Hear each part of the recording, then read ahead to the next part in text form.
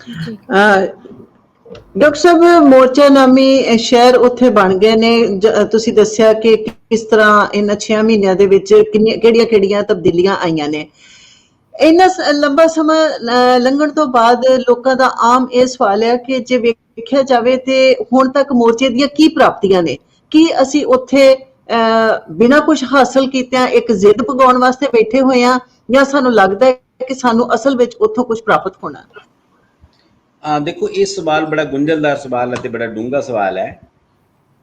प्राप्तियां दो तरह ਦੀਆਂ ਹੁੰਦੀਆਂ ਨੇ। ਇੱਕ ਪ੍ਰਾਪਤੀਆਂ ਉਹ ਹੁੰਦੀਆਂ ਨੇ ਜਿਹੜੇ ਟੀਚੇ ਅਸੀਂ ਮਿੱਥ ਕੇ ਗਏ ਆ ਉੱਥੇ, ਉਹ ਸਾਡੇ ਟੀਚੇ ਪੂਰੇ ਹੋਣ। ਉਹ ਟੀਚਾ ਇਹ ਹੈ ਕਿ ਅਸੀਂ 3 ਕਾਨੂੰਨ ਵਾਪਸ ਕਰਾਉਣੇ ਨੇ, ਤੇ ਨਾਲ ਜਿਹੜਾ MSP ਹੈ, ਮਿਨੀਮਮ ਸਪੋਰਟ ਪ੍ਰਾਈਸ ਹੈ ਜਿਹੜਾ, ਉਹਨੂੰ ਅਸੀਂ ਸਟੇਬਲ ਕਰਨਾ ਹੈ, ਉਹਨੂੰ ਕਾਨੂੰਨੀ ਦਰਜਾ ਦਿਵਾਉਣਾ ਹੈ, ਤੇ ਜਿਹੜੀ ਫਸਲਾਂ ਦੀ ਪ੍ਰੋਕਿਉਰਮੈਂਟ ਹੈ, ਫਸਲਾਂ ਦੀ ਜਿਹੜੀ ਖਰੀਦ ਹੈ, ਉਹਨੂੰ ਯਕੀਨੀ ਬਣਾਉਣਾ ਹੈ। ਇਹ ਵੱਡੇ 2 ਜਿਹੜੇ ਮਸਲੇ ਹੈਗੇ ਨੇ, ਜਿਹੜੇ ਸਾਡੇ ਪਰਮਾਨੈਂਟ ਏਜੰਡੇ ਨੇ। ਇਹਨਾਂ ਏਜੰਡਿਆਂ ਦੀ ਦਿਸ਼ਾ ਦੇ ਵਿੱਚ ਭਾਵੇਂ ਉਸ ਰੂਪ ਦੇ ਵਿੱਚ ਸਾਡੀ ਅਜੇ ਕੋਈ ਪ੍ਰਾਪਤੀ ਨਹੀਂ ਹੈਗੀ ਕਿ ਅਸੀਂ ਦੋਨੇ ਏਜੰਡਿਆਂ ਨੂੰ ਮਨਵਾਉਣ ਦੇ ਵਿੱਚ ਕਾਮਯਾਬ ਨਹੀਂ ਰਹੇ, ਪਰ ਉਸ ਪ੍ਰਾਪਤੀ ਤੋਂ ਪਹਿਲਾਂ ਤੱਕ ਦੀ ਪ੍ਰਾਪਤੀ ਇਹ ਹੈ ਕਿ ਅਸੀਂ ਇਹਨਾਂ ਦੋਨੇ ਏਜੰਡਿਆਂ ਨੂੰ ਲੋਕਾਂ ਦੇ ਵਿੱਚ, ਦੁਨੀਆ ਦੇ ਵਿੱਚ ਪੂਰੀ ਤਰ੍ਹਾਂ ਦੱਸਣ ਦੇ ਵਿੱਚ ਕਾਮਯਾਬ ਹੋਏ ਆ। ਇਹ ਵੀ ਆਪਣੇ ਆਪ ਦੇ ਵਿੱਚ ਘੱਟ ਪ੍ਰਾਪਤੀ ਨਹੀਂ ਹੁੰਦੀ ਕਿ ਤੁਸੀਂ ਪੂਰੀ ਦੁਨੀਆ ਨੂੰ ਇਸ ਗੱਲ ਲਈ ਕਨਵਿੰਸ ਕਰ ਸਕੋ, ਦੁਨੀਆ ਨੂੰ ਵਿਸ਼ਵਾਸ ਦਿਵਾ ਸਕੋ ਕਿ ਅਸੀਂ ਆਹ ਮੁੱਦਿਆਂ ਤੇ ਲੜਾਈ ਲੜ ਰਹੇ ਹਾਂ, ਆਹ ਸਾਡੇ ਮੁੱਦੇ ਨੇ। ਤੇ ਮੈਨੂੰ ਲੱਗਦਾ ਹੈ ਕਿ ਉੱਪਰਲੇ ਲੈਵਲ ਤੋਂ ਲੈ ਕੇ ਹੇਠਲੇ ਲੈਵਲ ਤੱਕ ਹਰ ਆਮ ਤੇ ਖਾਸ ਬੰਦੇ ਨੂੰ ਇਸ ਗੱਲ ਦੀ ਸਮਝ ਆ ਗਈ ਕਿ ਕਾਰਪੋਰੇਟ ਸੈਕਟਰ ਕਿਵੇਂ ਆਮ ਆਦਮੀ ਦੇ ਵਿਰੋਧ ਦੇ ਵਿੱਚ ਖੜਦਾ ਹੈ। ਇਹ ਆਪਣੇ ਆਪ ਦੇ ਵਿੱਚ ਕੋਈ ਛੋਟੀ ਅਚੀਵਮੈਂਟ ਨਹੀਂ ਹੈਗੀ, ਇਹ ਆਪਣੇ ਆਪ ਦੇ ਵਿੱਚ ਬਹੁਤ ਵੱਡੀ ਅਚੀਵਮੈਂਟ ਹੈ ਕਿ ਅਸੀਂ ਲੋਕਾਂ ਨੂੰ ਇਹ ਰਿਅਲਾਈਜ਼ ਕਰਾ ਸਕੇ ਹਾਂ, ਲੋਕਾਂ ਨੂੰ ਇਸ ਗੱਲ ਦਾ ਅਹਿਸਾਸ ਕਰਾ ਸਕੇ ਹਾਂ ਕਿ ਜਿਹੜੀ ਲੜਾਈ ਅਸੀਂ ਲੜ ਰਹੇ ਹਾਂ, ਇਹ ਲੜਾਈ ਇਕੱਲੇ ਕਿਸਾਨਾਂ ਦੀ ਲੜਾਈ ਨਹੀਂ ਹੈਗੀ, ਇਹ ਲੜਾਈ ਬੇਸਿਕਲੀ ਆਵਾਮ ਦੀ ਲੜਾਈ ਹੈ। ਤੇ ਕਾਰਪੋਰੇਟ ਸੈਕਟਰ ਇਕੱਲੇ ਕਿਸਾਨੀ ਦੇ ਮਾਮਲੇ 'ਚ ਨਹੀਂ ਹੈਗਾ, ਕਾਰਪੋਰੇਟ ਸੈਕਟਰ ਤਾਂ ਹਰ ਉਸ ਮਾਮਲੇ 'ਚ ਉਹਨੇ ਆਉਣਾ ਹੈਗਾ ਜਿਹੜਾ ਜਿੱਥੇ ਵੀ ਉਹਨਾਂ ਨੂੰ ਮੁਨਾਫਾ ਦਿਖਾਈ ਦੇਊਗਾ, ਚਾਹੇ ਉਹ ਪੈਟਰੋਲ ਡੀਜ਼ਲ ਦੀਆਂ ਕੀਮਤਾਂ ਦੇ ਮਾਮਲੇ ਦੇ ਵਿੱਚ ਹੈ, ਚਾਹੇ ਹੋਰ ਜਿੰਨੀਆਂ ਵੀ ਚੀਜ਼ਾਂ ਇਸ ਵੇਲੇ, ਚਾਹੇ ਕਰੋਨਾ ਦੇ ਮਾਮਲੇ 'ਚ ਹੈ, ਚਾਹੇ ਆਕਸੀਜਨ ਦੇ ਮਾਮਲੇ 'ਚ ਹੈ, ਚਾਹੇ ਮਾਸਕ ਦੇ ਮਾਮਲੇ 'ਚ ਹੈ, ਚਾਹੇ ਸੈਨੀਟਾਈਜ਼ਰ ਦੇ ਮਾਮਲੇ ਦੇ ਵਿੱਚ ਹੈ, ਚਾਹੇ ਸਬਜ਼ੀਆਂ ਤੇ ਫਲਾਂ ਦੀਆਂ ਕੀਮਤਾਂ ਦੇ ਮਾਮਲੇ ਦੇ ਵਿੱਚ ਹੈ, ਚਾਹੇ ਜ਼ਮੀਨਾਂ ਖਰੀਦਣ ਵੇਚਣ ਦੇ ਮਾਮਲੇ ਦੇ ਵਿੱਚ ਹੈ। ਮਤਲਬ ਕਾਰਪੋਰੇਟ ਸੈਕਟਰ ਦੀ ਨੇਚਰ ਨੂੰ ਸਮਝਾਉਣ ਦੇ ਵਿੱਚ ਕਿਸਾਨ ਮੋਰਚਾ ਵੱਡੇ ਪੱਧਰ ਤੇ ਕਾਮਯਾਬ ਰਿਹਾ। ਮੈਨੂੰ ਨਹੀਂ ਲੱਗਦਾ ਕਿ ਇੰਨੀਆਂ ਜ਼ਿਆਦਾ ਵੀਡੀਓਜ਼, ਇੰਨੀਆਂ ਜ਼ਿਆਦਾ ਆਡੀਓਜ਼, ਇੰਨੇ ਜ਼ਿਆਦਾ ਪ੍ਰੈਸ ਕਲਿੱਪਿੰਗ, ਇੰਨੀਆਂ ਫੇਸਬੁੱਕ ਤੇ ਪੋਸਟਾਂ ਕਦੇ ਦੁਨੀਆ ਦੇ ਵਿੱਚ ਕਿਸੇ ਮਸਲੇ ਤੇ ਪਈਆਂ ਹੋਣਗੀਆਂ। ਹਰ ਰੋਜ਼ ਸੈਂਕੜੇ ਹਜ਼ਾਰਾਂ ਬੰਦੇ ਇਹ ਤੇ ਲਿਖ ਰਹੇ ਨੇ, ਇਹ ਤੇ ਬੋਲ ਰਹੇ ਨੇ, ਲੋਕਾਂ ਨੂੰ ਦੱਸ ਰਹੇ ਨੇ ਕਿ ਕਾਰਪੋਰੇਟ ਸੈਕਟਰ ਤੇ ਸਰਕਾਰ ਦੋਨੇ ਮਿਲ ਕੇ ਆਵਾਮ ਦੇ ਖਿਲਾਫ ਭੁਗਤ ਰਹੇ ਨੇ। ਸੋ ਇੱਕ ਵੱਡੀ ਪ੍ਰਾਪਤੀ ਜਿਹੜੀ ਇਸ ਮੋਰਚੇ ਦੀ ਹੁਣ ਤੱਕ ਦੀ ਇਹ ਹੈ। ਇਸ ਤੋਂ ਬਿਨਾਂ ਹੋਰ ਬਹੁਤ ਸਾਰੀਆਂ ਵੱਡੀਆਂ ਪ੍ਰਾਪਤੀਆਂ ਨੇ। ਜੇ ਆਪਾਂ ਉਹਨਾਂ ਸਾਰੀਆਂ ਪ੍ਰਾਪਤੀਆਂ ਦੀ ਗੱਲ ਕਰੀਏ, ਉਹਨਾਂ ਦੇ ਵਿੱਚੋਂ ਬਹੁਤ ਵੱਡੀ ਗਿਣਤੀ ਦੇ ਵਿੱਚ ਪ੍ਰਾਪਤੀਆਂ ਨੇ। ਪਹਿਲੀ ਪ੍ਰਾਪਤੀ ਇਹ ਹੈ ਕਿ ਇਸ ਮੋਰਚੇ ਨੇ ਇੱਕ ਲਕੀਰ ਖਿੱਚਤੀ ਕਿ ਲੋਕਾਂ ਦੇ ਖਿਲਾਫ ਭੁਗਤਣ ਵਾਲੇ ਲੋਕ ਇੱਧਰ ਨੇ ਤੇ ਲੋਕਾਂ ਦੇ ਹੱਕ 'ਚ ਭੁਗਤਣ ਵਾਲੇ ਲੋਕ ਇੱਧਰ ਨੇ। ਜਿਹੜੇ ਖਿਲਾਫ ਨੇ ਉਹਨਾਂ ਦਾ ਵੀ ਕਲੀਅਰ ਕੱਟ ਪਤਾ ਲੱਗਿਆ ਕਿ ਆਹ ਸਰਕਾਰੀ ਮੀਡੀਆ ਖਿਲਾਫ ਹੈ, ਆਹ ਕਾਰਪੋਰੇਟ ਸੈਕਟਰ ਖਿਲਾਫ ਹੈ, ਆਹ ਸਰਕਾਰ ਖਿਲਾਫ ਹੈ, ਆਹ ਜਿਹੜੇ ਧਰਮ ਦਾ ਜਨੂਨ ਫਲਾਉਂਦੇ ਨੇ ਲੋਕ, ਇਹ ਖਿਲਾਫ ਨੇ। 4 ਧਿਰਾਂ ਦੀ ਸਿੱਧੇ ਤੌਰ ਤੇ ਆਇਡੈਂਟੀਫਿਕੇਸ਼ਨ ਹੋਈ ਹੈ। ਜਿਹੜੇ ਮਜ਼ਦੂਰ ਨੇ, ਕਿਸਾਨ ਨੇ, ਮੁਲਾਜ਼ਮ ਨੇ, ਕੋਈ ਵੀ ਕੰਮ ਕਰਨ ਵਾਲੇ ਲੋਕ ਨੇ, ਕਿਰਤੀ ਲੋਕ ਨੇ, ਉਹ ਸਾਰੇ ਲਕੀਰ ਦੇ ਦੂਜੇ ਪਾਸੇ ਨੇ। ਉਹਨਾਂ ਦੇ ਹਿੱਤਾਂ ਤੇ ਹਮਲਾ ਹੈ ਤੇ ਉਹਨਾਂ ਨੂੰ ਪਤਾ ਲੱਗ ਗਿਆ ਕਿ ਦੇਰ ਸਵੇਰ ਇਹ ਲੜਾਈ ਸਾਨੂੰ ਲੜਨੀ ਪੈਣੀ ਹੈ, ਇਸ ਲੜਾਈ ਦਾ ਹਿੱਸਾ ਬਣਨਾ ਪੈਣਾ ਤੇ ਇਸ ਲੜਾਈ ਤੋਂ ਬਿਨਾਂ ਹੋਰ ਕੋਈ ਚਾਰਾ ਨਹੀਂ ਹੈਗਾ। ਉਹ ਇੰਨੇ ਲੋਕਾਂ ਨੂੰ ਯੂਨਾਈਟ ਕਰ ਦੇਣਾ, ਇਹ ਆਪਣੇ ਆਪ ਦੇ ਵਿੱਚ ਕੋਈ ਛੋਟੀ ਪ੍ਰਾਪਤੀ ਨਹੀਂ ਹੁੰਦੀ ਹੈਗੀ। ਤੁਸੀਂ ਕਿਸਾਨੀ ਦੀ ਜੀ ਗੱਲ ਕਰੋ ਤਾਂ ਮੈਨੂੰ ਲੱਗਦਾ ਕਿ ਲੱਖਾਂ ਲੋਕ ਇਹੋ ਜਿਹੇ ਹੋਣਗੇ ਜਿਹੜੇ ਪਹਿਲਾਂ ਕਦੇ ਦਿੱਲੀ ਨਹੀਂ ਗਏ ਹੋਣਗੇ। ਪਿੰਡਾਂ ਦੇ ਜਿਹੜੇ ਕਿਸਾਨ ਹੈ ਉਹਨਾਂ ਦੇ ਵਿੱਚੋਂ ਲੱਖਾਂ ਦੀ ਗਿਣਤੀ 'ਚ ਇਹੋ ਜਿਹੇ ਹੋਊਗੀ ਜਿਹੜੇ ਕਦੇ ਪਹਿਲਾਂ ਦਿੱਲੀ ਨਹੀਂ ਗਏ ਹੋਣਗੇ। ਦਿੱਲੀ ਉਹਨਾਂ ਨੇ ਦੇਖੀ ਨਹੀਂ ਹੋਣੀ ਹੈਗੀ। ਉਹਨਾਂ ਨੇ ਕਦੇ ਇੱਕਾ ਦੁੱਕਾ ਲੈਕਚਰਾਂ ਤੋਂ ਬਿਨਾਂ ਆਪਣੇ ਮਸਲਿਆਂ ਤੇ, ਆਪਣੀ ਜ਼ਿੰਦਗੀ ਨਾਲ ਜੁੜੇ ਮਸਲਿਆਂ ਤੇ ਕਦੇ ਲੈਕਚਰ ਨਹੀਂ ਸੁਣੇ ਹੋਣਗੇ। ਉਹਨਾਂ ਨੇ ਕਦੇ ਵੀ ਜ਼ਿੰਦਗੀ ਦੇ ਵਿੱਚ ਕੋਈ ਪੱਤਰਕਾਰ ਦੇ ਮਾਈਕ ਦਾ ਸਾਹਮਣਾ ਨਹੀਂ ਕੀਤਾ ਹੋਣਾ। ਜਦੋਂ ਪੱਤਰਕਾਰ ਆ ਕੇ ਮਾਈਕ ਮੂਹਰੇ ਕਰਦੇ, ਲਓ ਜੀ ਦੱਸੋ ਤੁਸੀਂ ਕੀ ਮਹਿਸੂਸ ਕਰਦੇ ਹੋ। ਉਹਨਾਂ ਨੇ ਪਹਿਲੀ ਵਾਰ ਕਾਰਪੋਰੇਟ ਤੇ ਕਾਰਪੋਰੇਟ ਦੀਆਂ ਜਿਹੜੀਆਂ ਸਾਜ਼ਿਸ਼ਾਂ ਨੇ ਉਹ ਪਹਿਲੀ ਵਾਰ ਸੁਣਿਆ ਹੋਊਗਾ। ਅਸੀਂ ਇਸ ਮੋਰਚੇ ਨੇ ਲੋਕਾਂ ਨੂੰ ਐਜੂਕੇਟ ਕੀਤਾ ਹੈ, ਇਸ ਮੋਰਚੇ ਨੇ ਲੋਕਾਂ ਨੂੰ ਪੋਲੀਟੀਕਲੀ ਐਜੂਕੇਟ ਕੀਤਾ ਹੈ, ਇਸ ਮੋਰਚੇ ਨੇ ਲੋਕਾਂ ਨੂੰ ਸਮਝਾਇਆ ਹੈ ਕਿ ਦਿੱਲੀ ਹੋਣ ਦੇ ਅਰਥ ਕੀ ਨੇ। ਇਸ ਮੋਰਚੇ ਨੇ ਲੋਕਾਂ ਨੂੰ ਸਮਝਾਇਆ ਹੈ ਕਿ ਸਰਕਾਰ ਦਾ ਮੀਡੀਆ ਤੇ ਲੋਕਾਂ ਦੇ ਮੀਡੀਆ 'ਚ ਕੀ ਫਰਕ ਹੁੰਦਾ ਹੈ। ਇਸ ਮੋਰਚੇ ਨੇ ਲੋਕਾਂ ਨੂੰ ਸਮਝਾਇਆ ਹੈ ਕਿ ਜਦੋਂ ਤੁਹਾਨੂੰ ਆ ਕੇ ਕੋਈ ਪੁੱਛਦਾ ਹੈ, ਕੋਈ ਪੱਤਰਕਾਰ, ਕੋਈ ਮੀਡੀਆ ਰਿਪੋਰਟਰ ਆ ਕੇ ਪੁੱਛਦਾ ਹੈ ਕਿ ਤੁਹਾਡੀ ਲੜਾਈ ਕਿਹਦੇ ਖਿਲਾਫ ਹੈ, ਤੁਸੀਂ ਕਿਸੇ ਬੰਦੇ, ਕੋਈ 70 ਸਾਲ ਦੀ ਲੇਡੀ ਦੇ ਮੂਹਰੇ ਮਾਈਕ ਕਰ ਦਿਓ, ਕੋਈ 80 ਸਾਲ ਦੇ ਬਜ਼ੁਰਗ ਦੇ ਮੂਹਰੇ ਮਾਈਕ ਕਰ ਦਿਓ, ਤੁਸੀਂ 5 ਸਾਲ ਦੇ ਬੱਚੇ ਦੇ ਮੂਹਰੇ ਮਾਈਕ ਕਰ ਦਿਓ, ਕਿਸੇ ਨੌਜਵਾਨ ਦੇ ਮੂਹਰੇ ਮਾਈਕ ਕਰ ਦਿਓ, ਉਹ ਪਟਰ ਪਟਰ ਪਟਰ ਪਟਰ ਤੁਹਾਨੂੰ ਬੋਲ ਕੇ ਦੱਸ ਦੂਗਾ ਕਿ ਸਾਡੀ ਲੜਾਈ ਇਹਨਾਂ ਮੁੱਦਿਆਂ ਤੇ ਹੈ ਤੇ ਇਸ ਦੇ ਖਿਲਾਫ ਹੈ। ਇਹ ਕੋਈ ਛੋਟੀ ਪ੍ਰਾਪਤੀ ਨਹੀਂ ਹੁੰਦੀ ਹੈ। ਤੁਸੀਂ ਐਡੇ ਵੱਡੇ ਵਰਗ ਨੂੰ ਟ੍ਰੇਨ ਕਰ ਰਹੇ ਹੋ, ਐਡੇ ਵੱਡੇ ਵਰਗ ਨੂੰ ਐਜੂਕੇਟ ਕਰ ਰਹੇ ਹੋ, ਉਹਨੂੰ ਜਾਗਰੂਕ ਕਰ ਰਹੇ ਹੋ ਆਪਣੇ ਮੁੱਦਿਆਂ ਦੇ ਉੱਤੇ। ਤੇ ਜੇ ਲੱਖਾਂ ਲੋਕ ਕਿਸੇ ਮੁੱਦੇ ਤੇ ਜਾਗਰਤ ਹੋ ਜਾਂਦੇ ਨੇ ਤਾਂ ਉਹ ਜਾਗੇ ਹੋਏ ਲੋਕ ਸਮਾਜ ਦੇ ਵਿੱਚ ਇਨਕਲਾਬ ਲਿਆਉਂਦੇ ਨੇ। ਉਹ ਜਾਗੇ ਹੋਏ ਲੋਕਾਂ ਨੇ ਇਕੱਲੇ ਕਿਸਾਨਾਂ ਦੇ ਮਾਮਲੇ 'ਚ ਨਹੀਂ ਜਾਗਣਾ ਹੈਗਾ, ਫਿਰ ਉਹਨਾਂ ਨੇ ਹਰ ਮਾਮਲੇ 'ਚ ਜਾਗਣਾ ਹੈ। ਉਹਨਾਂ ਨੂੰ ਸਮਝ ਆ ਜਾਣੀ ਹੁੰਦੀ ਹੈ ਕਿ ਸਿਸਟਮ ਸਾਡੇ ਤੇ ਕਿਵੇਂ ਹਮਲਾ ਕਰਦਾ ਹੈ। ਸੋ ਕਿਸਾਨੀ ਤੋਂ ਬਾਅਦ ਵੀ ਕਿਸਾਨੀ ਮੋਰਚੇ ਦਾ ਜਿਹੜਾ ਪ੍ਰਭਾਵ ਹੈ ਉਹ ਲਗਾਤਾਰ ਸੁਸਾਇਟੀ ਦੇ ਵਿੱਚ ਬਣਿਆ ਰਹਿਣਾ ਹੈ। ਖਾਸ ਤੌਰ ਤੇ ਜਿਹੜੇ ਸਟੇਟਾਂ ਦੇ ਵਿੱਚ ਵੱਡੀ ਗਿਣਤੀ ਦੇ ਵਿੱਚ ਲੋਕ ਉੱਥੇ ਬੈਠੇ ਨੇ, ਉਹ ਚਾਹੇ ਗਾਜੀਪੁਰ ਬਾਰਡਰ ਤੇ ਬੈਠੇ ਨੇ, ਚਾਹੇ ਸਿੰਘੂ ਬਾਰਡਰ ਤੇ ਬੈਠੇ ਨੇ, ਚਾਹੇ ਟਿੱਕਰੀ ਬਾਰਡਰ ਤੇ ਬੈਠੇ ਨੇ, ਚਾਹੇ ਹਰਿਆਣੇ ਦੇ ਨੇ, ਚਾਹੇ ਪੰਜਾਬ ਦੇ ਨੇ, ਚਾਹੇ ਉੱਤਰਾਖੰਡ ਦੇ ਨੇ, ਝਾਰਖੰਡ ਦੇ ਨੇ, ਯੂਪੀ ਦੇ ਨੇ, ਤੇਲੰਗਾਨਾ ਦੇ ਨੇ, ਰਾਜਸਥਾਨ ਦੇ ਨੇ, ਹਿਮਾਚਲ ਦੇ ਨੇ, ਉਹ ਕਿਤੋਂ ਦੇ ਵੀ ਨੇ। ਉਹ ਸਾਰੇ ਲੋਕ ਇੱਕ ਬਹੁਤ ਵੱਖਰੀ ਤਰ੍ਹਾਂ ਦਾ ਵਿਜ਼ਨ ਲੈ ਕੇ ਜਾ ਰਹੇ ਨੇ ਉਸ ਮੇਲੇ ਦੇ ਵਿੱਚੋਂ। ਇਹ ਕੋਈ ਛੋਟੀ ਪ੍ਰਾਪਤੀ ਨਹੀਂ ਹੈਗੀ। ਉਸ ਤੋਂ ਅੱਗੇ ਜੇ ਆਪਾਂ ਜਾਈਏ, ਤੁਸੀਂ ਇਹ ਗੱਲ ਮਹਿਸੂਸ ਕੀਤੀ ਹੋਣੀ ਕਿ ਪੰਜਾਬ ਦੀਆਂ ਜਿਹੜੀਆਂ ਔਰਤਾਂ ਨੇ ਖਾਸ ਤੌਰ ਤੇ, ਉਹ ਆਮ ਤੌਰ ਤੇ ਸੰਘਰਸ਼ਾਂ ਦੇ ਵਿੱਚ ਜਾਂ ਜਨਤਕ ਪਲੇਟਫਾਰਮਾਂ ਤੇ ਆਉਂਦੀਆਂ ਨਹੀਂ ਸੀ ਪਹਿਲਾਂ। ਮੈਂ ਸਾਹਿਤਕ ਪ੍ਰੋਗਰਾਮਾਂ ਦੇ ਵਿੱਚ ਵੀ ਦੇਖਿਆ, ਜੇ ਮਤਲਬ 100 ਮਰਦ ਹੁੰਦੇ ਨੇ ਤਾਂ 5 ਔਰਤਾਂ ਹੁੰਦੀਆਂ ਨੇ। ਮੈਂ ਰੈਲੀਆਂ ਮੁਜ਼ਾਹਰਿਆਂ ਦੇ ਵਿੱਚ ਵੀ ਦੇਖਿਆ, ਜੇ 100 ਮਰਦ ਹੁੰਦੇ ਨੇ 10, 20 ਜਾਂ 30 ਮਤਲਬ ਉਹਦੇ ਵਿੱਚ ਵੱਧ ਤੋਂ ਵੱਧ ਔਰਤਾਂ ਹੁੰਦੀਆਂ ਨੇ।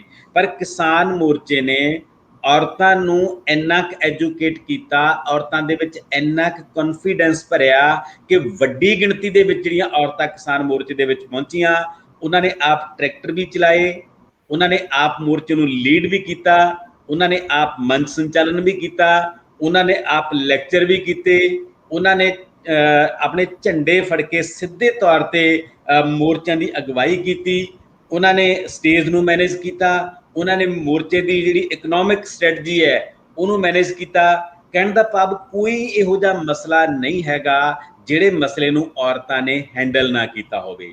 ਉਹਨਾਂ ਨੇ ਉੱਥੇ ਲਾਇਬ੍ਰੇਰੀਆਂ ਚਲਾਈਆਂ, ਉਹਨਾਂ ਨੇ ਉੱਥੇ ਲੋਕਾਂ ਨੂੰ ਹੱਟ ਟੂ ਹੱਟ, ਜਿਵੇਂ ਆਪਾਂ ਡੋਰ ਟੂ ਡੋਰ ਕਹਿੰਦੇ ਆ, ਜਾ ਕੇ ਜਾਗਰਤ ਕੀਤਾ, ਲੋਕਾਂ ਦੇ ਵਿੱਚ ਚੇਤਨਾ ਫੈਲਾਈ। ਉਹਨਾਂ ਨੇ ਨਾਟਕ ਕੀਤੇ, ਉਹਨਾਂ ਨੇ ਕੋਰੀਓਗ੍ਰਾਫੀਆਂ ਕੀਤੀਆਂ, ਉਹਨਾਂ ਨੇ ਗੀਤ ਗਾਏ। ਇਹ ਕੋਈ ਛੋਟੀ ਪ੍ਰਾਪਤੀ ਨਹੀਂ। ਪਹਿਲਾਂ ਜੇ ਮਤਲਬ ਔਰਤਾਂ ਜਾਂਦੀਆਂ ਸੀ ਤਾਂ ਉਹਨਾਂ ਨੂੰ ਇਕੱਲਾ ਰੋਟੀਆਂ ਪਕਾਉਣ ਦਾ ਕੰਮ ਦੇ ਦਿੱਤਾ ਜਾਂਦਾ ਸੀ, ਪਰ ਹੁਣ ਔਰਤਾਂ ਨੇ ਰੋਟੀਆਂ ਪਕਾਉਣ ਦੇ ਨਾਲ ਨਾਲ ਉਹ ਸਾਰੇ ਕੰਮ ਕੀਤੇ ਜਿਹੜੇ ਪਹਿਲਾਂ ਕਦੇ ਔਰਤਾਂ ਨੇ ਨਹੀਂ ਕੀਤੇ ਸੀ। ਐਡੀ ਵੱਡੀ ਪੱਧਰ ਤੇ ਔਰਤਾਂ ਦਾ ਜਾਗਰਤ ਹੋਣਾ, ਇਹ ਵੀ ਉਸ ਮੇਲੇ ਦਾ ਇੱਕ ਹਾਸਲ ਹੈ, ਉਸ ਮੇਲੇ ਦੀ ਇੱਕ ਪ੍ਰਾਪਤੀ ਹੈ।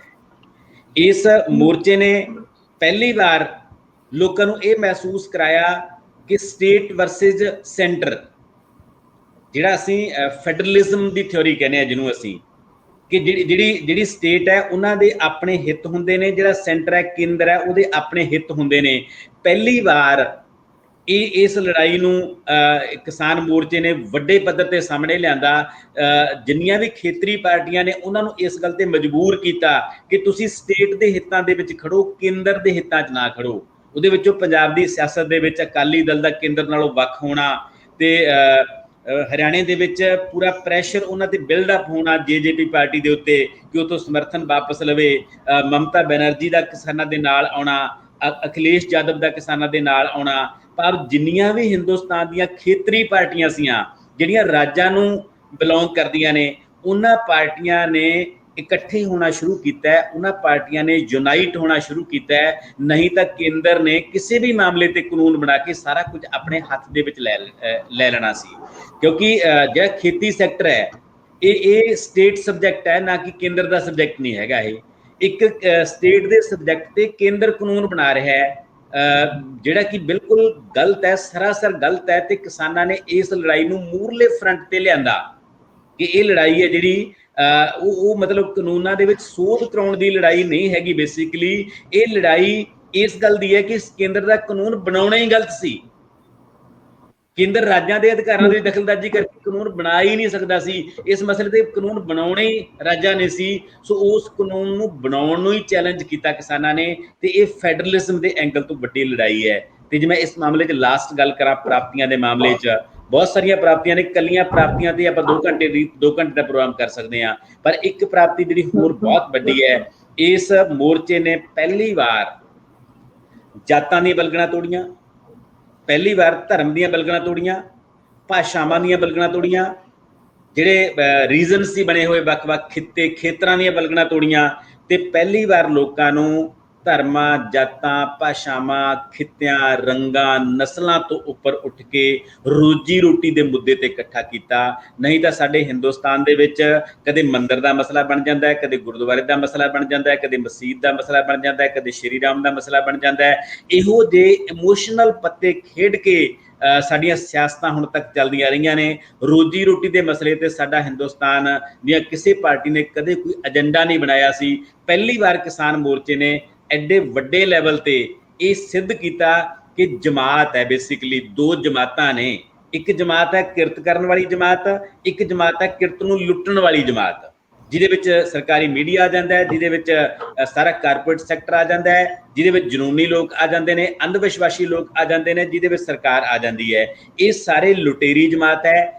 ਦੂਜੇ ਪਾਸੇ ਜਿੰਨੇ ਕਿਰਤ ਕਰਨ ਵਾਲੇ ਲੋਕ ਨੇ, ਚਾਹੇ ਉਹ ਕਿਸਾਨ ਨੇ, ਚਾਹੇ ਉਹ ਮਜ਼ਦੂਰ ਨੇ, ਚਾਹੇ ਉਹ ਮੁਲਾਜ਼ਮ ਨੇ, ਚਾਹੇ ਕੋਈ ਮਿਸਤਰੀ ਨੇ, ਕੋਈ ਸ਼ਿਲਪਕਾਰ ਨੇ, ਇਹ ਸਾਰੇ ਜਿਹੜੇ ਲੋਕ ਨੇ ਇਹ ਅਜੇ ਤੱਕ ਲੁੱਟੇ ਜਾਣ ਵਾਲੀ ਜਮਾਤ ਹੈ। ਤੇ ਇਸ ਜਮਾਤ ਨੇ ਲੜਨਾ ਹੈ, ਇਸ ਜਮਾਤ ਨੇ ਸੰਘਰਸ਼ ਕਰਨਾ ਹੈ। ਉਹਨਾਂ ਇਸ ਲੜਾਈ ਨੂੰ ਜਾਤਾਂ ਧਰਮਾਂ ਤੋਂ ਪਰੇ ਕਰਕੇ 2 ਜਮਾਤਾਂ ਦੀ ਲੜਾਈ ਦੇ ਵਿੱਚ ਕਨਵਰਟ ਕੀਤਾ ਹੈ। ਤੇ ਪਹਿਲੀ ਵਾਰ ਬਾਕੀ ਸਾਰੇ ਮੁੱਦੇ ਜਿਹੜੇ ਹਾਸ਼ੀਏ ਤੇ ਕਰਤੇ ਇਸ ਸੰਘਰਸ਼ ਨੇ, ਇਹ ਬਹੁਤ ਵੱਡੀ ਪ੍ਰਾਪਤੀ ਹੈ। ਸੋ ਕਾਨੂੰਨ ਰੱਦ ਕਰਾਉਣ ਤੋਂ ਪਹਿਲਾਂ, MSP ਫਾਈਨਲ ਕਰਾਉਣ ਤੋਂ ਪਹਿਲਾਂ ਕਿਸਾਨ ਮੋਰਚੇ ਦੀਆਂ ਵੱਡੀਆਂ ਪ੍ਰਾਪਤੀਆਂ ਨੇ, ਜਿਨ੍ਹਾਂ ਦੇ ਅਸਰ ਆਉਣ ਵਾਲੇ ਸਮਾਜ ਦੇ ਵਿੱਚ ਤੁਸੀਂ ਮਤਲਬ ਸਦੀਆਂ ਤੱਕ ਉਹਦੇ ਅਸਰ ਦੇਖੋਗੇ, ਜਿਹੜੇ ਇਹ ਗੱਲਾਂ ਸਾਹਮਣੇ ਆਈਆਂ ਨੇ। ਸੋ ਇਹ ਕੋਈ ਨਹੀਂ ਕਹਿ ਸਕਦਾ ਕਿ ਮੋਰਚੇ ਨੇ ਪ੍ਰਾਪਤੀਆਂ ਨਹੀਂ ਕੀਤੀਆਂ। ਮੋਰਚੇ ਦੀਆਂ ਪ੍ਰਾਪਤੀਆਂ ਬਹੁਤ ਵੱਡੀਆਂ ਨੇ, ਤੇ ਸਾਨੂੰ ਮੋਰਚੇ ਦੀਆਂ ਇਹਨਾਂ ਪ੍ਰਾਪਤੀਆਂ ਤੇ ਮਾਣ ਮਹਿਸੂਸ ਹੋਣਾ ਚਾਹੀਦਾ ਹੈ। ਅਸੀਂ ਲੜਾਈ ਲੜ ਰਹੇ ਹਾਂ, ਅਸੀਂ ਜਿਹੜੀਆਂ ਪ੍ਰਾਪਤੀਆਂ ਰਹਿੰਦੀਆਂ ਨੇ ਉਹ ਪ੍ਰਾਪਤੀਆਂ ਵੀ ਆਉਣ ਵਾਲੇ ਸਮੇਂ 'ਚ ਕਰਾਂਗੇ। ਇਹ ਇਸ ਮੋਰਚੇ ਦਾ ਸੰਕਲਪ ਹੈ। ਜੀ ਜੀ। ਤੇ ਡਾਕਟਰ ਸਾਹਿਬ, ਇਸ ਮੋਰਚੇ ਦਾ ਜੋ ਇੰਨਾ ਵੱਡਾ ਬਣ ਜਾਣਾ ਆਪਣੇ ਆਪ ਦੇ ਵਿੱਚ ਔਰ ਪੂਰੇ ਵਿਸ਼ਵ ਦੇ ਵਿੱਚ ਸਾਹਮਣੇ ਨਿਕਲ ਕੇ ਆਣਾ, ਇਸ ਦਾ ਕਾਰਨ ਇਹ ਵੀ ਰਿਹਾ ਕਿ ਬਹੁਤ ਸਾਰੀ ਜਥੇਬੰਦੀਆਂ ਨੇ ਜਿਹੜੀਆਂ ਸਾਹਮਣੇ ਆਈਆਂ ਤੇ ਉਹਨਾਂ ਨੇ ਆਪਣਾ ਯੋਗਦਾਨ ਪਾਇਆ ਤੇ ਕਿਸਾਨਾਂ ਨੂੰ ਪੂਰਾ ਸਮਰਥਨ ਦਿੱਤਾ। ਮੋਰਚੇ ਵਿੱਚ ਸਵੈ ਸੇਵੀ ਜਥੇਬੰਦੀਆਂ ਨੇ ਕਾਫੀ ਵੱਡੀ ਭੂਮਿਕਾ ਨਿਭਾਈ ਹੈ। ਕੀ ਉਹ ਹੁਣ ਵੀ ਉਵੇਂ ਕਾਰਜਸ਼ੀਲ ਹਨ? ਇਸ ਮਾਮਲੇ 'ਚ ਥੋੜ੍ਹੀਆਂ ਜਿਹੀਆਂ ਤਬਦੀਲੀਆਂ ਜਿਹੜੀਆਂ ਵਾਪਰੀਆਂ ਨੇ, ਉਹ ਇਹ ਵਾਪਰੀਆਂ ਨੇ ਕਿ ਸ਼ੁਰੂ ਦੇ 2-3 ਮਹੀਨਿਆਂ ਦੇ ਵਿੱਚ ਬਹੁਤ ਸਾਰੀਆਂ ਸੰਸਥਾਵਾਂ ਉੱਥੇ ਕਾਰਜਸ਼ੀਲ ਸੀ। ਕੋਈ 1 ਦਿਨ ਦੇ ਲਈ ਲੰਗਰ ਲਾਇਆ ਹੁੰਦਾ ਸੀ, ਕੋਈ 2 ਦਿਨ ਲਈ ਲੰਗਰ ਲਾ ਦਿੰਦਾ ਸੀ, ਕੋਈ 5 ਦਿਨ ਲਈ, ਕੋਈ 10 ਦਿਨ ਲਈ, ਕੋਈ ਬੂਟ ਲੈ ਕੇ ਚਲਾ ਜਾਂਦਾ ਸੀ, ਕੋਈ ਜੁਰਾਬਾਂ ਲੈ ਕੇ ਚਲਾ ਜਾਂਦਾ ਸੀ, ਕੋਈ ਜੁੱਤੇ ਲੈ ਕੇ ਚਲਾ ਜਾਂਦਾ ਸੀ, ਕੋਈ ਪਿੰਨੀਆਂ ਲੈ ਕੇ ਚਲਾ ਜਾਂਦਾ ਸੀ, ਕੋਈ ਅਖਰੋਟ ਲੈ ਕੇ ਚਲਾ ਜਾਂਦਾ ਸੀ, ਕੋਈ ਬਦਾਮ ਲੈ ਕੇ ਚਲਾ ਜਾਂਦਾ ਸੀ। ਇਸ ਕਿਸਮ ਦੀਆਂ ਜਿਹੜੀਆਂ ਲੋਕ ਸੀ, ਜਿਹੜੇ ਆਪਣੇ ਆਪਣੇ ਵਿੱਤੀ ਸਰੋਤਾਂ ਦੇ ਮੁਤਾਬਕ ਚੀਜ਼ਾਂ ਲੈ ਕੇ ਚਲੇ ਜਾਂਦੇ ਸੀ, ਉੱਥੇ ਵੰਡ ਆਉਂਦੇ ਸੀ। ਹੌਲੀ ਹੌਲੀ ਜਦੋਂ ਕੋਈ ਮੋਰਚਾ, ਜਿਵੇਂ ਪਹਿਲਾਂ ਗੱਲ ਕੀਤੀ, ਲੰਬਾ ਚੱਲਦਾ ਹੈ ਤਾਂ ਉੱਥੇ ਫਿਰ ਜਿਹੜੀਆਂ ਇਸ ਤਰ੍ਹਾਂ ਦੀਆਂ ਛੋਟੀਆਂ ਜਥੇਬੰਦੀਆਂ ਹੁੰਦੀਆਂ ਨੇ, ਉਹਨਾਂ ਦੇ ਜਿਹੜੇ ਰਿਸੋਰਸਿਸ ਮੁੱਕ ਜਾਂਦੇ ਹੁੰਦੇ ਨੇ, ਉਹ ਫਿਰ ਬੈਕਫੁੱਟ ਤੇ ਆ ਜਾਂਦੀਆਂ ਨੇ। ਪਰ ਜਿਹੜੀਆਂ ਵੱਡੀਆਂ ਜਥੇਬੰਦੀਆਂ ਹੁੰਦੀਆਂ ਨੇ, ਉਹ ਆਪਣੇ ਆਪ ਦੇ ਵਿੱਚ ਬਹੁਤ ਸਰੋਤਫੁੱਲ ਹੁੰਦੀਆਂ ਨੇ, ਉਹ ਇਕਨੋਮਿਕਲੀ ਬਹੁਤ ਸਟਰੋਂਗ ਹੁੰਦੀਆਂ ਨੇ, ਉਹ ਉੱਥੇ ਕੰਮ ਕਰਦੀਆਂ ਰਹਿੰਦੀਆਂ ਨੇ। ਉਹੋ ਜਿਹੀਆਂ ਬਹੁਤ ਸਾਰੀਆਂ ਜਥੇਬੰਦੀਆਂ, ਸਵੈ ਸੇਵੀ ਜਥੇਬੰਦੀਆਂ ਅਜੇ ਵੀ ਉੱਥੇ ਕੰਮ ਕਰ ਰਹੀਆਂ ਨੇ। ਖਾਲਸਾ ਏਡ ਬਹੁਤ ਵੱਡੀ ਸੰਸਥਾ ਦੁਨੀਆ ਦੀ, ਅਜੇ ਵੀ ਕੰਮ ਕਰ ਰਹੀ ਹੈ।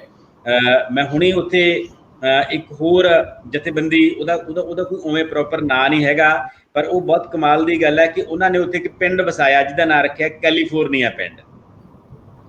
ਅਮਰੀਕਾ ਦਾ ਸ਼ਹਿਰ ਹੈ ਕੈਲੀਫੋਰਨੀਆ, ਉਹਦੇ ਨਾਂ ਤੇ ਇੱਕ ਪਿੰਡ ਵਸਾਇਆ। ਉਹ ਡਾਕਟਰ ਸਵੈਮਾਨ ਸਿੰਘ ਨੇ, ਬਹੁਤ ਚਰਚਿਤ ਸ਼ਖਸੀਅਤ ਨੇ ਇਸ ਮੋਰਚੇ ਦੀ। ਉਹ ਨਿਊ ਜਰਸੀ ਸਟੇਟ ਦੇ ਵਿੱਚ, ਅਮਰੀਕਾ ਦੀ ਨਿਊ ਜਰਸੀ ਸਟੇਟ ਦੇ ਵਿੱਚ ਰਹਿੰਦੇ ਸੀ, ਤੇ ਉੱਥੇ ਉਹਨਾਂ ਨੇ PhD ਤੱਕ ਦੀ ਡਿਗਰੀ ਕੀਤੀ ਮੈਡੀਕਲ ਸਾਇੰਸ ਦੇ ਵਿੱਚ, ਤੇ ਉਸ ਤੋਂ ਬਾਅਦ ਉਹਨੂੰ $5 ਲੱਖ ਸਾਲਾਨਾ ਦਾ ਆਫਰ ਆਇਆ ਸੀ ਜੌਬ ਦਾ। ਪਰ ਇਨ ਬਿਟਵੀਨ ਮੋਰਚਾ ਸ਼ੁਰੂ ਹੋ ਗਿਆ ਤੇ ਉਹਨੂੰ ਲੱਗਿਆ ਕਿ ਮੇਰੀ ਲੋੜ ਇੱਥੇ ਨਾਲੋਂ ਉੱਥੇ ਜ਼ਿਆਦਾ ਹੈ, ਤਾਂ ਉਹ ਆਪਣਾ ਸਾਰਾ ਕੁਝ ਛੱਡ ਕੇ ਆਪਣੀ ਪਤਨੀ ਤੇ ਆਪਣੀ ਬੇਟੀ ਨੂੰ ਅਲਵਿਦਾ ਕਹਿ ਕੇ ਤਾਂ ਉਹ ਉਸ ਮੋਰਚੇ ਦੇ ਵਿੱਚ ਆ ਗਿਆ। ਤੇ ਇੱਥੇ ਇਹਨੇ ਆਪਣੇ ਹੋਰ ਬਹੁਤ ਸਾਰੇ ਸਾਥੀਆਂ ਨਾਲ ਤਾਲਮੇਲ ਕੀਤਾ। ਬਾਬਾ ਸੇਵਾ ਸਿੰਘ, ਖਡੂਰ ਸਿੰਘ ਵਾਲੇ ਜਿਹੜੇ ਕਾਰ ਸੇਵਾ ਵਾਲੇ ਨੇ, ਉਹਨਾਂ ਨਾਲ ਤਾਲਮੇਲ ਕੀਤਾ।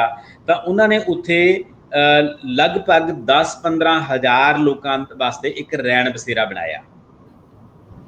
ਉੱਥੇ ਬਹੁਤ ਸਾਰੀਆਂ ਹੱਟਾਂ ਦਾ ਨਿਰਮਾਣ ਕੀਤਾ, ਉੱਥੇ ਟਾਇਲਟਸ ਦਾ ਨਿਰਮਾਣ ਕੀਤਾ, ਉੱਥੇ ਲੰਗਰਾਂ ਦਾ ਨਿਰਮਾਣ ਕੀਤਾ, ਉੱਥੇ ਪੜ੍ਹਨ ਵਾਸਤੇ ਕਿਤਾਬਾਂ, ਉੱਥੇ ਵਾਈਫਾਈ ਜ਼ੋਨ ਉਹਨਾਂ ਨੇ ਬਣਾਏ। ਮਤਲਬ ਕਹਿਣ ਦਾ ਭਾਵ ਇਹ ਹੈ ਕਿ ਜਿਹੜੀ ਵੀ ਚੀਜ਼ ਉਹਨਾਂ ਨੂੰ ਲੱਗਦਾ ਸੀ ਵੀ ਇੱਥੇ ਕਰਨ ਵਾਲੀ ਹੈ, ਉਹ ਸਾਰੀਆਂ ਚੀਜ਼ਾਂ ਖਾਸ ਤੌਰ ਤੇ ਹਾਈਜੈਨਿਕ ਐਂਗਲ ਤੋਂ, ਕਿਉਂਕਿ ਉਹ ਡਾਕਟਰ ਸੀ ਆਪ, ਉਹਨੇ ਉੱਥੇ ਇੱਕ ਕੈਂਪ ਹਸਪੀਟਲ ਬਣਾਇਆ ਆਪਣਾ। ਉਸ ਕੈਂਪ ਹਸਪੀਟਲ ਨੂੰ ਮੈਂ ਹੁਣ ਮਿਲ ਕੇ ਆਇਆ ਡਾਕਟਰ ਸਵੈਮਾਨ ਸਿੰਘ ਨੂੰ, ਮੈਂ ਉਹਤੇ ਆਰਟੀਕਲ ਵੀ ਰਾਤ ਦੀ ਫੇਸਬੁੱਕ ਤੇ ਲਿਖ ਕੇ ਪਾਇਆ। ਉਹਨੇ ਮਤਲਬ ਲਗਭਗ ਹੁਣ ਵੀ ਉੱਥੇ 5 ਤੋਂ ਲੈ ਕੇ 6,000 ਤੱਕ ਬੰਦਾ ਰੋਜ਼ ਚੈੱਕਅਪ ਕਰਾਉਣ ਲਈ ਆਉਂਦਾ ਹੈ। ਉਹਨੇ ਇੱਕ ਪੂਰੀ ਟੀਮ ਰੱਖੀ ਹੋਈ ਹੈ ਆਪਣੀ, ਜਿਹਦੇ ਵਿੱਚ 10-15 ਡਾਕਟਰ ਨੇ, ਨਰਸਿਸ ਨੇ, ਉਸ ਤੋਂ ਬਾਅਦ 100 ਦੇ ਕਰੀਬ ਵਲੰਟੀਅਰ ਨੇ ਜਿਹੜੇ ਉਸ ਨੂੰ ਮੈਨੇਜ ਕਰਦੇ ਨੇ ਸਾਰੇ ਸਿਸਟਮ ਨੂੰ। ਸੋ ਉਹ ਇੱਕ ਬੜੀ ਕਮਾਲ ਦੀ ਸੰਸਥਾ ਹੈ। ਤੇ ਜਦੋਂ ਮੈਂ ਉਹਨੂੰ ਪੁੱਛਿਆ ਕਿ ਤੁਸੀਂ ਇਹਦਾ ਨਾਂ ਕੈਲੀਫੋਰਨੀਆ ਕਾਹਤੋਂ ਰੱਖਿਆ, ਉਹ ਕਹਿੰਦਾ ਜੀ ਕੈਲੀਫੋਰਨੀਆ ਦੀਆਂ ਜਿਹੜੀਆਂ 3 ਚੀਜ਼ਾਂ ਬੜੀਆਂ ਮਸ਼ਹੂਰ ਨੇ ਕਿ ਉਹ ਸਿਹਤ ਤੇ ਬਹੁਤ ਫੋਕਸ ਕਰਦੇ ਨੇ, ਉਹ ਸਿੱਖਿਆ ਤੇ ਬਹੁਤ ਫੋਕਸ ਕਰਦੇ ਨੇ, ਉਹ ਸਫਾਈ ਤੇ ਬਹੁਤ ਫੋਕਸ ਕਰਦੇ ਨੇ। ਤੇ ਮੈਨੂੰ ਲੱਗਿਆ ਕਿ ਘੱਟੋ ਘੱਟ ਅਸੀਂ ਇਸ ਮੋਰਚੇ ਦੇ ਵਿੱਚ ਇਹ 3 ਚੀਜ਼ਾਂ ਤੇ ਫੋਕਸ ਕਰ ਸਕਦੇ ਹਾਂ, ਸਿਹਤ, ਸਿੱਖਿਆ ਤੇ ਸਫਾਈ। ਤਾਂ ਉਹਨਾਂ ਨੇ 3 ਐਂਗਲ ਤੋਂ ਇਸ ਮੋਰਚੇ ਤੇ ਫੋਕਸ ਕੀਤਾ। ਤੇ ਉਹ ਬੰਦਾ ਮਤਲਬ ਲਗਾਤਾਰ ਉੱਥੇ ਕੰਮ ਕਰ ਰਿਹਾ ਹੈ, ਦਿਨ ਰਾਤ ਇੱਕ ਕੀਤਾ ਉਹਨੇ। ਖਾਸ ਤੌਰ ਤੇ ਕਰੋਨਾ ਦੇ ਦੌਰ ਦੇ ਵਿੱਚ ਉਹਨੇ ਜਿਹੜਾ ਮਿਸਾਲੀ ਕੰਮ ਕੀਤਾ, ਕਿਉਂਕਿ ਸਰਕਾਰ ਬਦਨਾਮ ਕਰ ਰਹੀ ਸੀ ਇਸ ਮੋਰਚੇ ਨੂੰ ਕਿ ਕਰੋਨਾ ਇੱਥੋਂ, ਇਹ ਮੋਰਚੇ ਨੇ ਕਰੋਨਾ ਮਹਾਮਾਰੀ ਫੈਲਾਉਣੀ ਹੈ, ਐਡੀ ਵੱਡੀ ਗਿਣਤੀ 'ਚ ਲੋਕ ਬੈਠੇ ਨੇ। ਸਰਕਾਰ ਡਰਾ ਵੀ ਰਹੀ ਸੀ ਕਿ ਇੱਥੋਂ ਜਾਓ ਤੁਸੀਂ, ਜਿਵੇਂ ਪਹਿਲਾਂ ਸ਼ਹੀਨ ਬਾਗ ਦਾ ਮੋਰਚਾ ਖਤਮ ਕੀਤਾ ਕਿ ਅਸੀਂ ਇੱਥੇ ਆਪਰੇਸ਼ਨ ਕਲੀਨ ਕਰਾਂਗੇ। ਤਾਂ ਉਹੀ ਜਿਹੇ ਦੌਰ ਦੇ ਵਿੱਚ ਜੇ ਸੱਚਮੁੱਚ ਕਿਤੇ ਵੱਡੀ ਮਹਾਮਾਰੀ ਫੈਲ ਜਾਂਦੀ ਕਿਸਾਨ ਮੋਰਚੇ ਦੇ ਵਿੱਚ, ਤਾਂ ਸਰਕਾਰਾਂ ਨੂੰ ਇੱਕ ਵੱਡਾ ਬਹਾਨਾ ਮਿਲ ਜਾਣਾ ਸੀ ਇਹਨੂੰ ਖਤਮ ਕਰਨ ਦਾ। ਤੇ ਉਹ ਕਿਸਾਨਾਂ ਨੂੰ ਬਚਾਉਣ ਵਾਸਤੇ ਫਿਰ ਡਾਕਟਰ ਸਵੈਮਾਨ ਸਿੰਘ ਤੇ ਉਹਨਾਂ ਦੀ ਟੀਮ ਤੇ ਉਹਨਾਂ ਦੀ ਜਥੇਬੰਦੀ, ਤਾਂ ਇੱਥੇ ਇਹੋ ਜਿਹੇ ਹੋਰ ਲੋਕਾਂ ਦਾ ਬਹੁਤ ਵੱਡਾ ਰੋਲ ਹੈ। ਤੇ ਉਹਨੇ ਵੱਡੀ ਗਿਣਤੀ ਦੇ ਵਿੱਚ ਲੱਖਾਂ ਦੀ ਗਿਣਤੀ 'ਚ ਮਾਸਕ ਵੰਡੇ, ਲੱਖਾਂ ਦੀ ਗਿਣਤੀ ਸੈਨੀਟਾਈਜ਼ਰ ਵੰਡੇ, ਲੋਕਾਂ ਨੂੰ ਵੈਕਸੀਨੇਟ ਕਰਨ ਲਈ ਮੋਟੀਵੇਟ ਕੀਤਾ, ਲੋਕਾਂ ਦਾ ਲਗਾਤਾਰ ਚੈੱਕਅਪ ਕੀਤਾ, ਜਿਹੜੇ ਬੰਦੇ ਬਿਮਾਰ ਸੀ ਉਹਨਾਂ ਦਾ ਇਲਾਜ ਕੀਤਾ। ਉਹ ਮਤਲਬ ਜਿਵੇਂ ਮਦਰ ਟੈਰੇਸਾ ਦਾ ਇੱਕ ਰੋਲ ਸੀ ਨਾ ਕਿਸੇ ਦੌਰ ਦੇ ਵਿੱਚ, ਕਿ ਮਦਰ ਟੈਰੇਸਾ ਜਿੱਥੇ ਯੁੱਧ ਹੁੰਦਾ ਸੀ ਉੱਥੇ ਚਲੀ ਜਾਂਦੀ ਸੀ, ਤੇ ਉੱਥੇ ਜਾਂ ਭਾਈ ਕਨਈਏ ਦਾ ਰੋਲ ਸੀ ਸਾਡੇ ਸਿੱਖ ਸਮਾਜ ਦੇ ਵਿੱਚ ਕਿ ਉਹ ਦੁਸ਼ਮਣਾਂ ਨੂੰ ਵੀ ਪਾਣੀ ਪਿਆ ਦਿੰਦਾ ਸੀ। ਇਸ ਤਰ੍ਹਾਂ ਦਾ ਰੋਲ ਡਾਕਟਰ ਸਵੈਮਾਨ ਸਿੰਘ ਵਰਗੇ ਲੋਕਾਂ ਦਾ, ਜਾਂ ਖਾਲਸਾ ਏਡ ਵਰਗੀ ਜਥੇਬੰਦੀ ਦਾ, ਜਾਂ ਜਿਹੜੇ ਵੱਡੇ ਵੱਡੇ ਸੰਤ ਨੇ, ਬਾਬੇ ਨੇ, ਜਿਹੜੇ ਕਾਰ ਸੇਵਾ ਦਾ ਕੰਮ ਕਰਦੇ ਨੇ।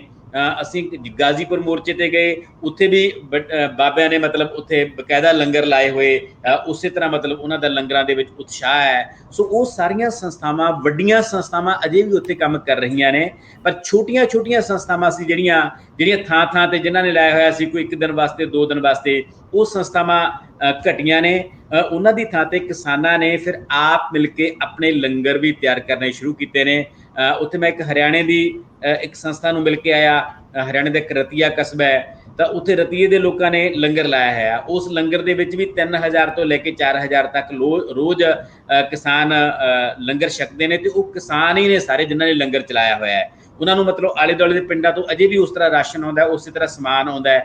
ਸੋ ਚੜ੍ਹਦੀ ਕਲਾ ਦੇ ਵਿੱਚ ਮੋਰਚਾ ਇਸ ਐਂਗਲ ਤੋਂ, ਸਵੈ ਸੇਵੀ ਜਥੇਬੰਦੀਆਂ ਅਜੇ ਵੀ ਆਪਣਾ ਰੋਲ ਨਿਭਾ ਰਹੀਆਂ ਨੇ, ਅਜੇ ਵੀ ਲੋਕ ਮਿਲ ਜੁਲ ਕੇ ਆਪਣੇ ਰਿਸੋਰਸਸ ਪੈਦਾ ਕਰ ਰਹੇ ਨੇ।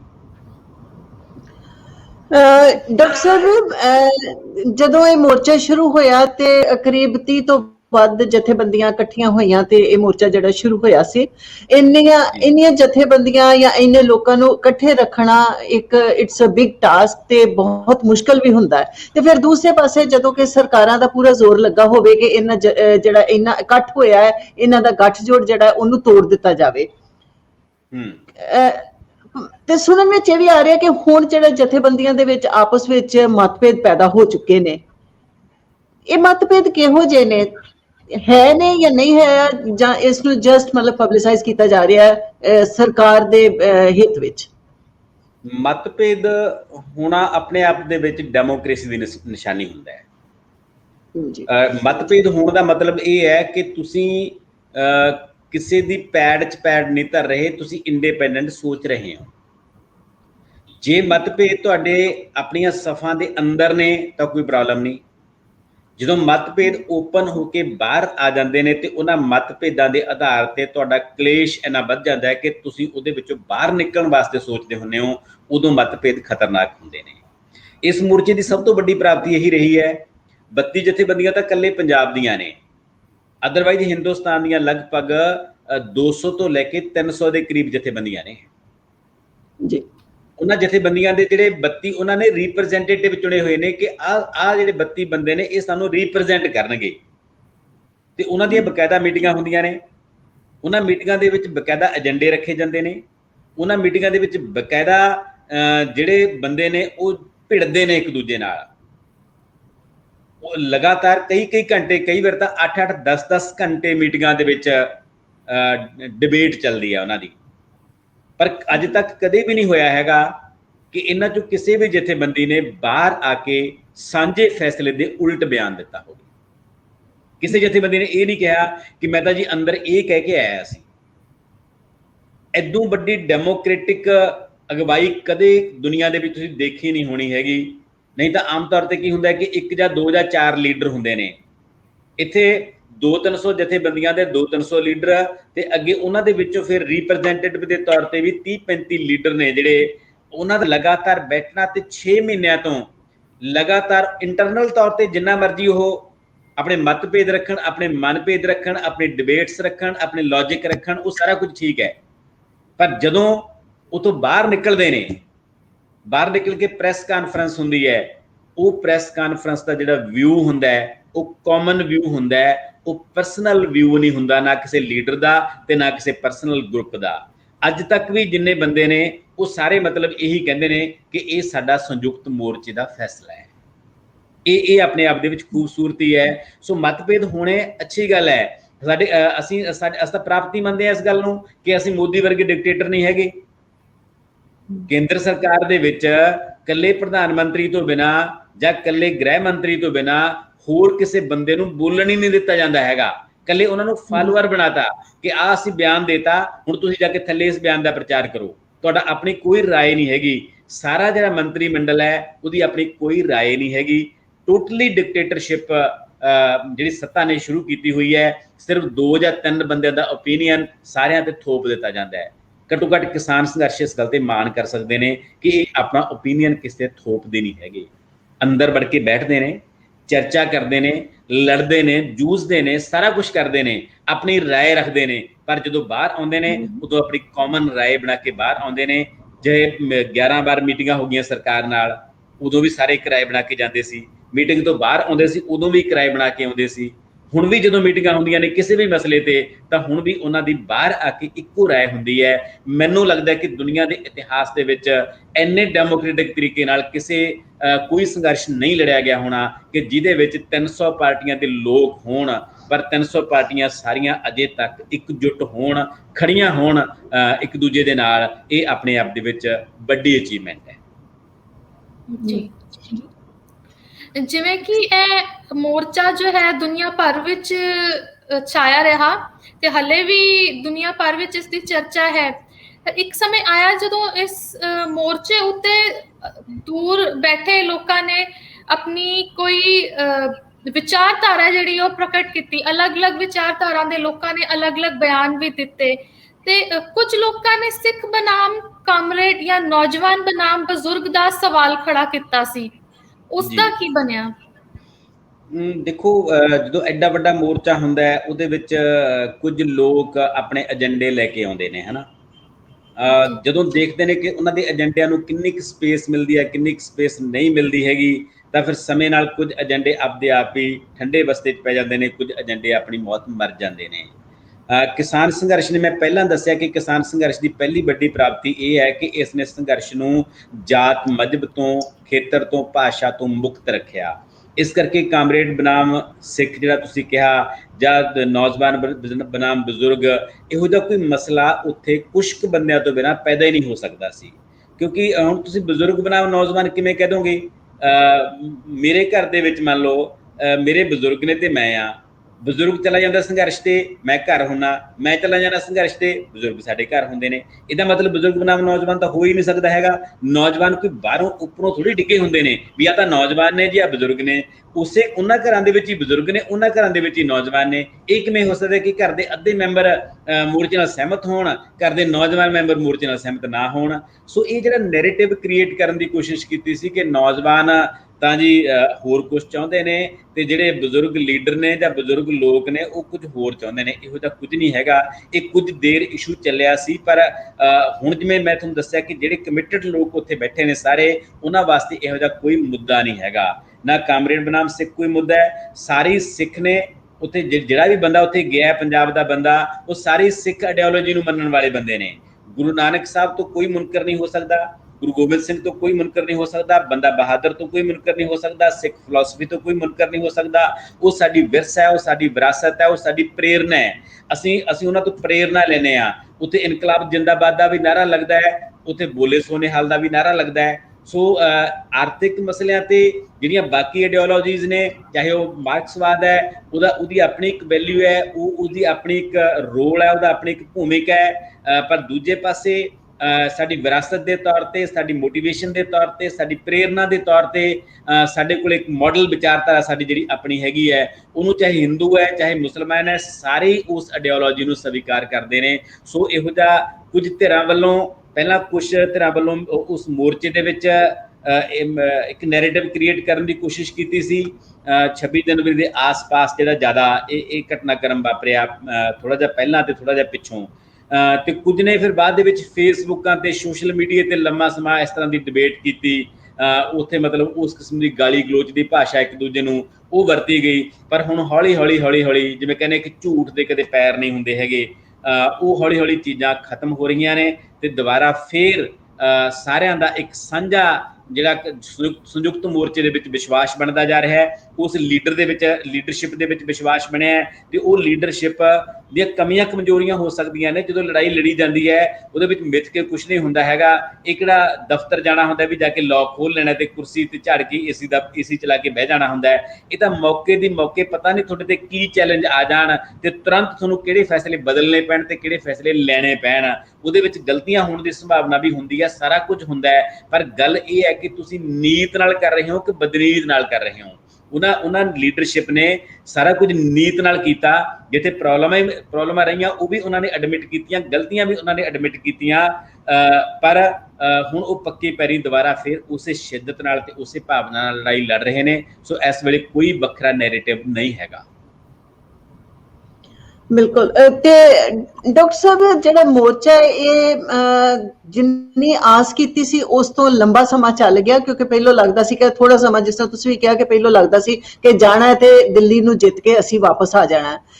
ਇੰਨਾ ਲੰਬਾ ਸਮਾਂ ਚੱਲਣ ਕਰਕੇ ਫਿਰ ਬਹੁਤ ਸਾਰੇ ਜਿਹੜੇ ਚੈਲੰਜਸ ਆਏ, ਕਿਉਂਕਿ ਉਹਦੇ ਵਿੱਚ ਜਿਹੜੀਆਂ ਬੰਗਾਲ ਦੀਆਂ ਵੋਟਾਂ ਆ ਗਈਆਂ, ਹੁਣ ਪੰਜਾਬ ਦੀਆਂ ਵੋਟਾਂ ਆ ਰਹੀਆਂ, ਹੁਣ ਸੈਂਟਰ ਦੀਆਂ ਜਿਹੜੀਆਂ ਇਲੈਕਸ਼ਨ ਆ ਉਹ ਵੀ ਜ਼ਿਆਦਾ ਦੂਰ ਨਹੀਂ ਰਹਿ ਗਈ।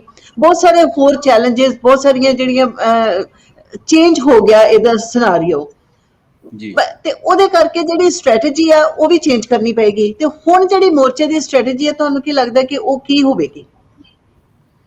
ਦੇਖੋ, ਬਿਨਾਂ ਸ਼ੱਕ ਇਲੈਕਸ਼ਨ ਡੈਮੋਕ੍ਰੇਸੀ ਦੇ ਵਿੱਚ ਬਹੁਤ ਵੱਡਾ ਮਸਲਾ ਹੁੰਦਾ ਹੈ।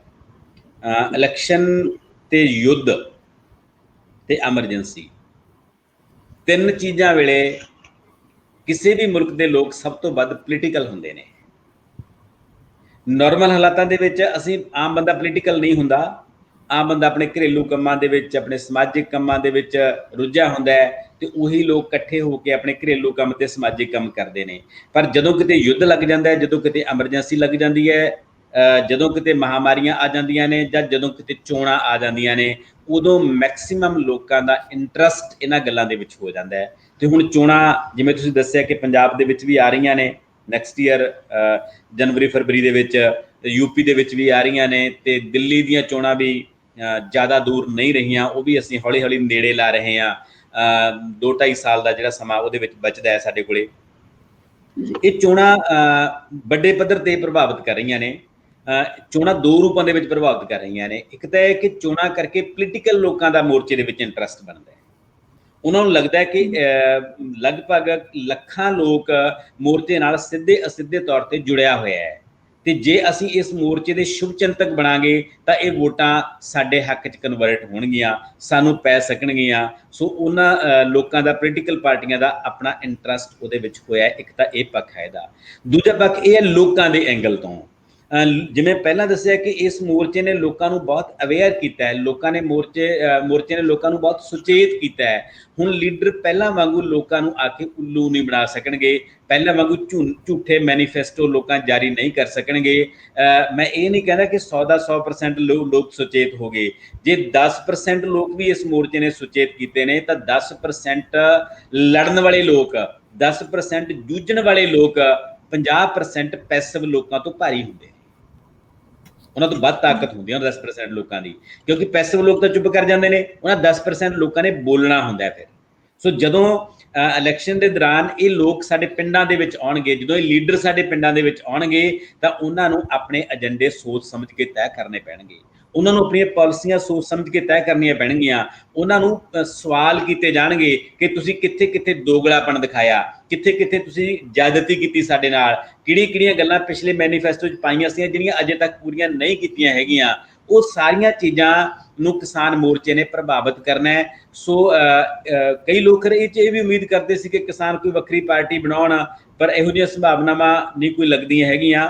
ਹਾਂ, ਪਰ ਕਿਸਾਨ ਆਪਣੇ ਮੁੱਦੇ ਪਹਿਲਾਂ ਦੇ ਮੁਕਾਬਲੇ ਜ਼ਿਆਦਾ ਤਾਕਤਵਰ ਤਰੀਕੇ ਨਾਲ ਪੋਲੀਟੀਕਲ ਲੋਕਾਂ ਕੋਲੇ ਉਠਾਉਣਗੇ, ਤੇ ਪੋਲੀਟੀਕਲ ਲੋਕਾਂ ਨੂੰ ਵੀ ਕਿਸਾਨੀ ਦੇ ਮੁੱਦੇ ਨੂੰ ਏਜੰਡੇ ਤੇ ਰੱਖਣਾ ਪਊਗਾ। ਖਾਸ ਤੌਰ ਤੇ ਪੰਜਾਬ ਦੀਆਂ ਇਲੈਕਸ਼ਨਾਂ ਦੇ ਵਿੱਚ, ਯੂਪੀ ਦੀਆਂ ਇਲੈਕਸ਼ਨਾਂ ਦੇ ਵਿੱਚ, ਤੇ ਅਗਲੇ 2 ਸਾਲਾਂ ਬਾਅਦ ਜਦੋਂ ਕੇਂਦਰ ਦੀਆਂ ਵੋਟਾਂ ਪੈਣਗੀਆਂ, ਉਹਦੇ ਵਿੱਚ ਕਿਸਾਨੀ ਦਾ ਮੁੱਦਾ ਸਭ ਤੋਂ ਵੱਡਾ ਮੁੱਦਾ ਹੋਊਗਾ। ਤੇ ਕਿਸਾਨੀ ਦੇ ਮੁੱਦੇ ਤੇ ਜੇ ਸਰਕਾਰ ਨੇ 3 ਕਾਨੂੰਨ ਨਾ ਬਦਲੇ ਤਾਂ ਸਰਕਾਰ ਵੀ ਬਦਲੀ ਜਾ ਸਕਦੀ ਹੈ। ਐਡੀ ਵੱਡੀ ਤਾਕਤ ਹੈ ਇਸ ਮੁੱਦੇ ਦੇ ਵਿੱਚ। ਸੋ ਪੋਲਿਟਿਕਸ, ਡੈਮੋਕ੍ਰੇਸੀ ਤੇ ਇਲੈਕਸ਼ਨ, ਇਹ ਤਿੰਨੇ ਚੀਜ਼ਾਂ ਜਿਹੜੀਆਂ ਹੈਗੀਆਂ ਨੇ ਉਹ ਕਿਸਾਨ ਮੋਰਚੇ ਤੋਂ ਪ੍ਰਭਾਵਿਤ ਹੋਣਗੀਆਂ ਵੀ ਤੇ ਕਿਸਾਨ ਮੋਰਚੇ ਨੂੰ ਪ੍ਰਭਾਵਿਤ ਕਰਨਗੀਆਂ ਵੀ। ਜੀ ਜੀ ਡਾਕਟਰ ਸਾਹਿਬ, ਇਸ ਵੇਲੇ ਮੋਰਚੇ ਵਿੱਚ ਸ਼ਾਮਲ ਲੋਕਾਂ ਨੂੰ ਕੀ ਮੁਸ਼ਕਲਾਂ ਆ ਰਹੀਆਂ ਹਨ? ਦੇਖੋ, ਜਦੋਂ ਤੁਸੀਂ ਟੈਂਪਰੇਰੀ ਤੌਰ ਤੇ ਬਹੁਤ ਲੰਬਾ ਸਮਾਂ ਰਹਿਣਾ ਹੋਵੇ ਕਿਸੇ ਥਾਂ ਦੇ ਉੱਤੇ ਤਾਂ ਮੁਸ਼ਕਲਾਂ ਬਹੁਤ ਆਉਂਦੀਆਂ ਨੇ। ਆਪਾਂ ਨੂੰ ਲੱਗਦਾ ਹੁੰਦਾ ਹੈ ਕਿ ਬੰਦੇ ਬੈਠੇ ਨੇ, ਬੜੇ ਚਾਅ 'ਚ ਹੋਣਗੇ, ਬੜੇ ਜਸ਼ਨ 'ਚ ਹੋਣਗੇ, ਸਾਰੀਆਂ ਗੱਲਾਂ ਨੇ, ਚਾਅ ਵੀ ਹੁੰਦਾ, ਜਸ਼ਨ ਵੀ ਹੁੰਦਾ, ਉਤਸ਼ਾਹ ਵੀ ਹੁੰਦਾ, ਪਰ ਹਕੀਕੀ ਤੌਰ ਤੇ ਮੁਸ਼ਕਲਾਂ ਬਹੁਤ ਨੇ। ਮੈਂ ਲਗਭਗ 10 ਵਾਰ ਮੋਰਚੇ ਦੇ ਵਿੱਚ ਜਾ ਕੇ ਆਇਆ। 10 ਵਾਰ ਦੇ ਵਿੱਚੋਂ 10 ਵਾਰ ਦੇ ਵਿੱਚੋਂ 1 ਵਾਰ ਨੂੰ ਛੱਡ ਕੇ, 1 ਵਾਰ ਮੈਂ ਹੋਟਲ ਦੇ ਵਿੱਚ ਰਿਹਾ, ਬਾਕੀ 9 ਵਾਰ ਮੈਂ ਮਤਲਬ ਮੋਰਚੇ ਦੇ ਵਿੱਚ ਕਿਸੇ ਟੈਂਟ ਦੇ ਵਿੱਚ, ਕਿਸੇ ਟਰਾਲੀ ਦੇ ਵਿੱਚ ਅਸੀਂ ਮਤਲਬ ਸਾਡੇ ਗਰੁੱਪ ਨੇ ਉੱਥੇ ਰਹਿਣ ਦੀ ਕੋਸ਼ਿਸ਼ ਕੀਤੀ ਤਾਂ ਕਿ ਦੇਖਿਆ ਜਾਵੇ ਕਿ ਗਰਾਊਂਡ ਲੈਵਲ ਤੇ ਕਿਹੜੀਆਂ ਮੁਸ਼ਕਲਾਂ ਦਾ ਸਾਹਮਣਾ ਕਰਨਾ ਪੈ ਰਿਹਾ ਹੈ। ਤੇ ਤੁਸੀਂ ਹੈਰਾਨ ਹੋਵੋਗੇ, ਤੁਸੀਂ ਸੋਚ ਸਕਦੇ ਹੋ, ਇਮੈਜਿਨ ਕਰ ਸਕਦੇ ਹੋ ਇਸ ਗੱਲ ਨੂੰ ਕਿ ਜਦੋਂ ਇੰਨੇ ਵੱਡੇ ਪੱਧਰ ਤੇ ਲੋਕ ਉੱਥੇ ਬੈਠੇ ਹੋਣ, ਉਹਨਾਂ ਕੋਲੇ ਨਾ ਰਸੋਈਆਂ ਹੋਣ ਪ੍ਰੋਪਰ ਤੌਰ ਤੇ, ਨਾ ਉਹਨਾਂ ਕੋਲੇ ਵਾਸ਼ਵੇਸ਼ਨ ਹੋਣ ਪ੍ਰੋਪਰ ਤੌਰ ਤੇ, ਤਾਂ ਉੱਥੇ ਫਿਰ ਜਿੰਨਾ ਮਰਜ਼ੀ ਜ਼ੋਰ ਲਾ ਲਓ, ਗੰਦਗੀ ਤੇ ਸਫਾਈ ਉਵੇਂ ਮੇਨਟੇਨ ਹੋ ਹੀ ਨਹੀਂ ਸਕਦੀ ਹੈਗੀ। ਗਰਮੀਆਂ ਨੇ, ਗਰਮੀਆਂ ਦੇ ਵਿੱਚ ਕੀੜੇ ਮਕੌੜੇ ਸਾਡੇ ਘਰਾਂ ਦੇ ਵਿੱਚ ਨਹੀਂ ਰੁਕਦੇ। ਜਦੋਂ ਅਸੀਂ ਇੰਨੇ ਪੋਚੇ ਲਾ ਕੇ ਵੀ ਘਰਾਂ ਨੂੰ ਸਾਫ਼ ਕਰਦੇ ਹਾਂ, ਤੇ ਉੱਥੇ ਫਿਰ ਕਿੰਨੇ ਕੀੜੇ ਮਕੌੜੇ ਤੇ ਮੱਛਰ ਹੋਣਗੇ। ਉਸ ਮੱਛਰ ਦਾ ਅਹਿਸਾਸ ਮੈਨੂੰ, ਜਿਹੜੀਆਂ ਮੈਂ 2 ਰਾਤਾਂ ਉੱਥੇ ਲਾ ਕੇ ਆਇਆ, ਉਸ ਮੱਛਰ ਦਾ ਅਹਿਸਾਸ ਮੈਨੂੰ ਉੱਥੇ ਹੋਇਆ ਕਿ ਕਿਵੇਂ ਉਹ ਲੋਕ, ਉਸ ਭਾਵੇਂ ਕੂਲਰ ਲੱਗੇ ਹੋਏ ਨੇ ਉਹਨਾਂ ਦੇ ਕਮਰਿਆਂ ਦੇ ਵਿੱਚ, ਪਰ ਕੂਲਰ ਦੇ ਹੁੰਦੇ ਹੋਏ ਵੀ ਉਹ ਜਿਹੜਾ ਮੱਛਰ ਆ ਤੁਹਾਨੂੰ ਖਾ ਰਿਹਾ ਹੈ, ਉਹ ਮੱਛਰ ਤੁਹਾਨੂੰ ਸੌਣ ਨਹੀਂ ਦੇ ਰਿਹਾ ਹੈਗਾ। ਉੱਥੇ ਕਿਹੋ ਜਿਹੇ ਬਿਸਤਰਿਆਂ ਦਾ ਪ੍ਰਬੰਧ ਹੈ। ਪਾਣੀ ਦੀ ਸਮੱਸਿਆ ਗਰਮੀਆਂ ਦੇ ਵਿੱਚ ਬਹੁਤ ਆਉਂਦੀ ਹੈ। ਸਿਆਲਾਂ ਦੇ ਵਿੱਚ ਤਾਂ ਤੁਸੀਂ ਨਾ ਨਹਾਓਗੇ ਕੋਈ ਪ੍ਰੋਬਲਮ ਨਹੀਂ ਆਉਂਦੀ ਹੈਗੀ, ਇੱਕ ਦਿਨ ਨਾ ਨਹਾਓਗੇ, 2 ਦਿਨ ਨਾ ਨਹਾਓਗੇ, ਪਰ ਗਰਮੀਆਂ ਦੇ ਵਿੱਚ ਤੁਸੀਂ ਇੱਕ ਦਿਨ ਤੁਹਾਨੂੰ ਰੋਜ਼ ਨਹਾਉਣਾ ਵੀ ਪਊਗਾ, ਪਰ ਜਿਹੋ ਜਿਹਾ ਉੱਥੇ ਪਾਣੀਆਂ ਦਾ ਸਿਸਟਮ ਹੈ, ਪਾਣੀ ਉਸ ਰੂਪ ਦੇ ਵਿੱਚ ਨਹੀਂ ਆਉਂਦਾ ਹੈਗਾ। ਤੇ ਬਹੁਤ ਵਾਰੀ ਸਾਨੂੰ ਬਹੁਤ ਲੋਕਾਂ ਨੂੰ ਉੱਥੇ ਨਹਾਉਣ ਧੋਣ ਦੇ ਮਸਲੇ ਆਉਂਦੇ ਨੇ। ਟਾਇਲਟ ਦਾ ਜਿਹੜਾ ਮਸਲਾ ਹੈ, ਸੈਨੀਟੇਸ਼ਨ ਦਾ ਜਿਹੜਾ ਮਸਲਾ ਹੈ, ਉਹ ਸਭ ਤੋਂ ਵੱਧ ਖਤਰਨਾਕ ਹੈ। ਸੈਨੀਟੇਸ਼ਨ ਇੰਨੇ ਲੋਕਾਂ ਵਾਸਤੇ ਢੁਕਵਾਂ ਪ੍ਰਬੰਧ ਹੋ ਹੀ ਨਹੀਂ ਸਕਦਾ ਹੈਗਾ, ਭਾਵੇਂ ਦਿੱਲੀ ਸਰਕਾਰ ਨੇ ਵੀ ਕੀਤਾ ਹੋਇਆ, ਭਾਵੇਂ ਲੋਕਾਂ ਨੇ ਆਪ ਵੀ ਬਣਾਏ ਹੋਏ ਨੇ, ਪਰ ਉੱਥੇ ਉਵੇਂ ਸਫਾਈ ਨਹੀਂ ਹੋ ਸਕਦੀ ਹੈਗੀ, ਉੱਥੇ ਅਵੇਲੇਬਿਲਟੀ ਨਹੀਂ ਹੋ ਸਕਦੀ ਇੰਨੀ। ਸਵੇਰ ਦਾ ਜਿਹੜਾ ਸਮਾਂ ਹੁੰਦਾ ਹੈ, ਉੱਥੇ ਤੁਹਾਨੂੰ ਵੇਟ ਕਰਨੀ ਪੈਂਦੀ ਹੈ। ਔਰਤਾਂ ਦੇ ਮਾਮਲੇ 'ਚ ਤਾਂ ਇਹ ਸਥਿਤੀ ਹੋਰ ਵੀ ਵੱਧ ਖਤਰਨਾਕ ਹੈ। ਔਰਤਾਂ ਮਰ ਤੱਕ ਕਿਤੇ ਵੀ ਜਾਇਆ ਹੁੰਦਾ ਹੈ, ਔਰਤ ਕਿੱਥੇ ਜਾਊਗੀ? ਔਰਤਾਂ ਉਹ ਕਿਵੇਂ ਜ਼ਬਤ ਰੱਖਦੀਆਂ ਹੋਣਗੀਆਂ, ਕਿਵੇਂ ਉਹਨਾਂ ਘੱਟ ਸਫਾਈ ਵਾਲੇ ਹਾਲਤਾਂ ਦੇ ਵਿੱਚ ਲਗਾਤਾਰ ਉੱਥੇ ਰਹਿਣਾ ਤੇ ਲਗਾਤਾਰ ਉਸ ਕਿਸਮ ਦੇ ਸੈਨੀਟੇਸ਼ਨ ਦੀਆਂ ਸਹੂਲਤਾਂ ਦੇ ਵਿੱਚ ਵਿਚਰਨਾ ਤੇ ਆਪਣੇ ਆਪ ਤੇ ਜ਼ਬਤ ਰੱਖਣਾ। ਮੈਂ ਤਾਂ ਮਤਲਬ ਸਲੂਟ ਕਰਦਾ ਉਹਨਾਂ ਔਰਤਾਂ ਨੂੰ ਜਿਹੜੀਆਂ ਉਸ ਮੋਰਚੇ ਨੂੰ ਲੀਡ ਕਰ ਰਹੀਆਂ ਨੇ, ਉਸ ਮੋਰਚੇ ਦੇ ਵਿੱਚ ਬੈਠੀਆਂ ਨੇ। ਕਈ ਵਾਰੀ ਤੁਹਾਨੂੰ ਯੂਰਿਨ ਪਾਸ ਕਰਨ ਵਾਸਤੇ ਵੀ ਮਰਦ ਤੱਕ ਕਿਤੇ ਵੀ ਜਾਇਆ ਹੁੰਦਾ, ਕਿਸੇ ਵੀ ਓਲੇ 'ਚ ਖੜ ਕੇ ਕਰ ਲੈਂਦਾ ਹੈ, ਪਰ ਔਰਤਾਂ ਨੂੰ ਕਈ ਵਾਰੀ ਸਾਰਾ ਦਿਨ ਕਈ ਘੰਟੇ ਵੇਟ ਕਰਨਾ ਪੈਂਦਾ ਹੈ, ਜ਼ਬਤ ਰੱਖਣਾ ਪੈਂਦਾ ਇਹਨਾਂ ਗੱਲਾਂ ਵਾਸਤੇ। ਇਹ ਜਿਹੜੀ ਟ੍ਰੈਜਡੀ ਹੈ, ਇਹ ਸਾਡੇ ਪਿੰਡਾਂ ਦੀਆਂ ਔਰਤਾਂ ਪਹਿਲਾਂ ਵੀ ਹੰਡਾਉਂਦੀਆਂ ਰਹੀਆਂ ਨੇ, ਪਰ ਉੱਥੇ ਜਾ ਕੇ ਇਹਨਾਂ ਚੀਜ਼ਾਂ ਦਾ ਅਹਿਸਾਸ ਜਿਹੜਾ ਬੰਦਾ ਉੱਥੇ ਉਹਨਾਂ ਮੋਰਚਿਆਂ ਦੇ ਵਿੱਚ ਜਾ ਕੇ ਰਹਿੰਦਾ ਉਹਨਾਂ ਨੂੰ ਹੀ ਪਤਾ ਹੁੰਦਾ ਹੈ। ਜਿਹੜਾ ਜਾ ਕੇ ਮੁੜ ਆਉਂਦਾ ਹੈ, ਜਿਹੜਾ ਜਾ ਕੇ ਹੋਟਲਾਂ 'ਚ ਰਹਿੰਦਾ ਹੈ, ਉਹਨਾਂ ਨੂੰ ਇਹਨਾਂ ਦੁਸ਼ਵਾਰੀਆਂ ਦਾ ਪਤਾ ਨਹੀਂ ਹੈਗਾ। ਰੋਜ਼ ਮੀਂਹ ਪੈਂਦਾ, ਲਗਭਗ ਰੋਜ਼ ਹਨੇਰੀ ਆਉਂਦੀ ਹੈ, ਰੋਜ਼ ਝੱਖੜ ਆਉਂਦਾ ਹੈ, ਰੋਜ਼ ਟੈਂਟ ਉਖੜ ਜਾਂਦੇ ਨੇ, ਰੋਜ਼ ਜਦੋਂ ਮੀਂਹ ਆਉਂਦਾ ਹੈ ਬੈਠ ਕੇ ਰਾਤਾਂ ਕੱਟਣੀਆਂ ਪੈਂਦੀਆਂ ਨੇ। ਇਹਨਾਂ ਦਾ ਅਹਿਸਾਸ ਨਾ ਮੋਦੀ ਨੂੰ ਹੈ, ਨਾ ਉਹਨਾਂ ਦੇ ਮੰਤਰੀਆਂ ਨੂੰ ਹੈ, ਨਾ ਬਾਕੀ ਸਟੇਟ ਨੂੰ ਹੈ, ਨਾ ਉਸ ਮੀਡੀਆ ਨੂੰ ਹੈ। ਜਿਹੜਾ ਮੀਡੀਆ ਮਤਲਬ ਸਰਕਾਰ ਦਾ ਜਿਹੜਾ ਧੂ ਬਣ ਕੇ ਸਰਕਾਰ ਦਾ ਪ੍ਰਚਾਰ ਕਰ ਰਿਹਾ ਹੈ। ਮਤਲਬ ਪ੍ਰੋਬਲਮਾਂ ਤਾਂ ਬਹੁਤ ਜ਼ਿਆਦਾ ਨੇ, ਪ੍ਰੋਬਲਮਾਂ ਤਾਂ ਤੁਸੀਂ ਸੋਚ ਨਹੀਂ ਸਕਦੇ ਹੈਗੇ। ਜਿਹੜੇ ਬੰਦੇ ਉੱਥੇ ਗਏ ਨੇ, ਕੋਈ ਇਹ ਨਹੀਂ ਹੈਗਾ ਕਿ ਉਹ ਬਹੁਤ ਠੀਕ ਠਾਕ ਨੇ, ਉਹਨਾਂ 'ਚ ਬਹੁਤ ਸਾਰੇ ਬੰਦੇ ਬਿਮਾਰੀਆਂ ਨਾਲ ਜੂਝ ਰਹੇ ਨੇ।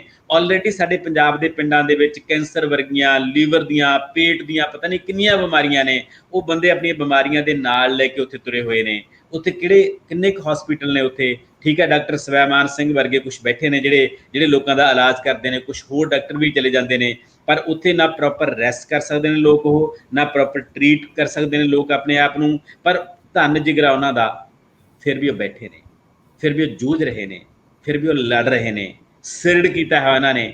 ਮੈਂ ਦੇਖਿਆ ਜਦੋਂ ਮੀਂਹ ਪੈਂਦਾ ਸੀ, ਜਦੋਂ ਝੱਖੜ ਆਇਆ ਹੋਇਆ ਸੀ, ਕੋਈ ਆਪਦੇ ਟੈਂਟਾਂ ਨੂੰ, ਬਾਂਸਾਂ ਨੂੰ ਫੜੀ ਖੜਾ ਸੀ, ਕੋਈ ਬੰਦਾ ਆਪਣੀਆਂ ਤਰਪਾਲਾਂ ਨੂੰ ਫੜੀ ਖੜਾ ਸੀ, ਕੋਈ ਬੰਦਾ ਭੱਜ ਕੇ ਟਰਾਲੀ ਥੱਲੇ ਵੜ ਕੇ ਬੈਠਾ ਸੀ, ਕੋਈ ਕਿਤੇ। ਤੇ ਕੁਝ ਲੋਕ ਉਹੋ ਜਿਹੇ ਵੀ ਸੀ। ਸਾਡਾ ਜਦੋਂ ਪ੍ਰੋਗਰਾਮ ਸੀ ਉੱਥੇ, ਅਸੀਂ ਸਾਰੇ ਲੇਖ ਉੱਥੇ ਇਕੱਠੇ ਹੋ ਕੇ ਗਏ ਸੀ। ਉਹਨਾਂ ਨੇ ਕੋਈ ਮੀਂਹ ਦੀ ਪਰਵਾਹ ਨਹੀਂ ਕੀਤੀ ਹੈਗੀ। ਲੋਕਾਂ ਨੇ ਉਹ ਵਰਦੇ ਮੀਂਹ ਦੇ ਵਿੱਚ ਉੱਪਰੋਂ ਟੈਂਟ ਚੋਂ ਰਿਹਾ ਸੀ ਤੇ ਥੱਲੇ ਗਿੱਟਿਆਂ ਦੇ ਵਿੱਚ ਪਾਣੀ ਸੀ, ਤੇ ਉਹਦੇ ਵਿੱਚ ਖੜ ਕੇ ਅਸੀਂ ਨਾਅਰੇ ਲਾਏ, ਉਹਦੇ ਵਿੱਚ ਹੀ ਸਟੇਜ ਚਲਾਈ, ਉਹਦੇ ਵਿੱਚ ਹੀ ਸਟੇਜ ਤੇ ਲੋਕਾਂ ਨੂੰ ਐਡਰੈਸ ਕੀਤਾ।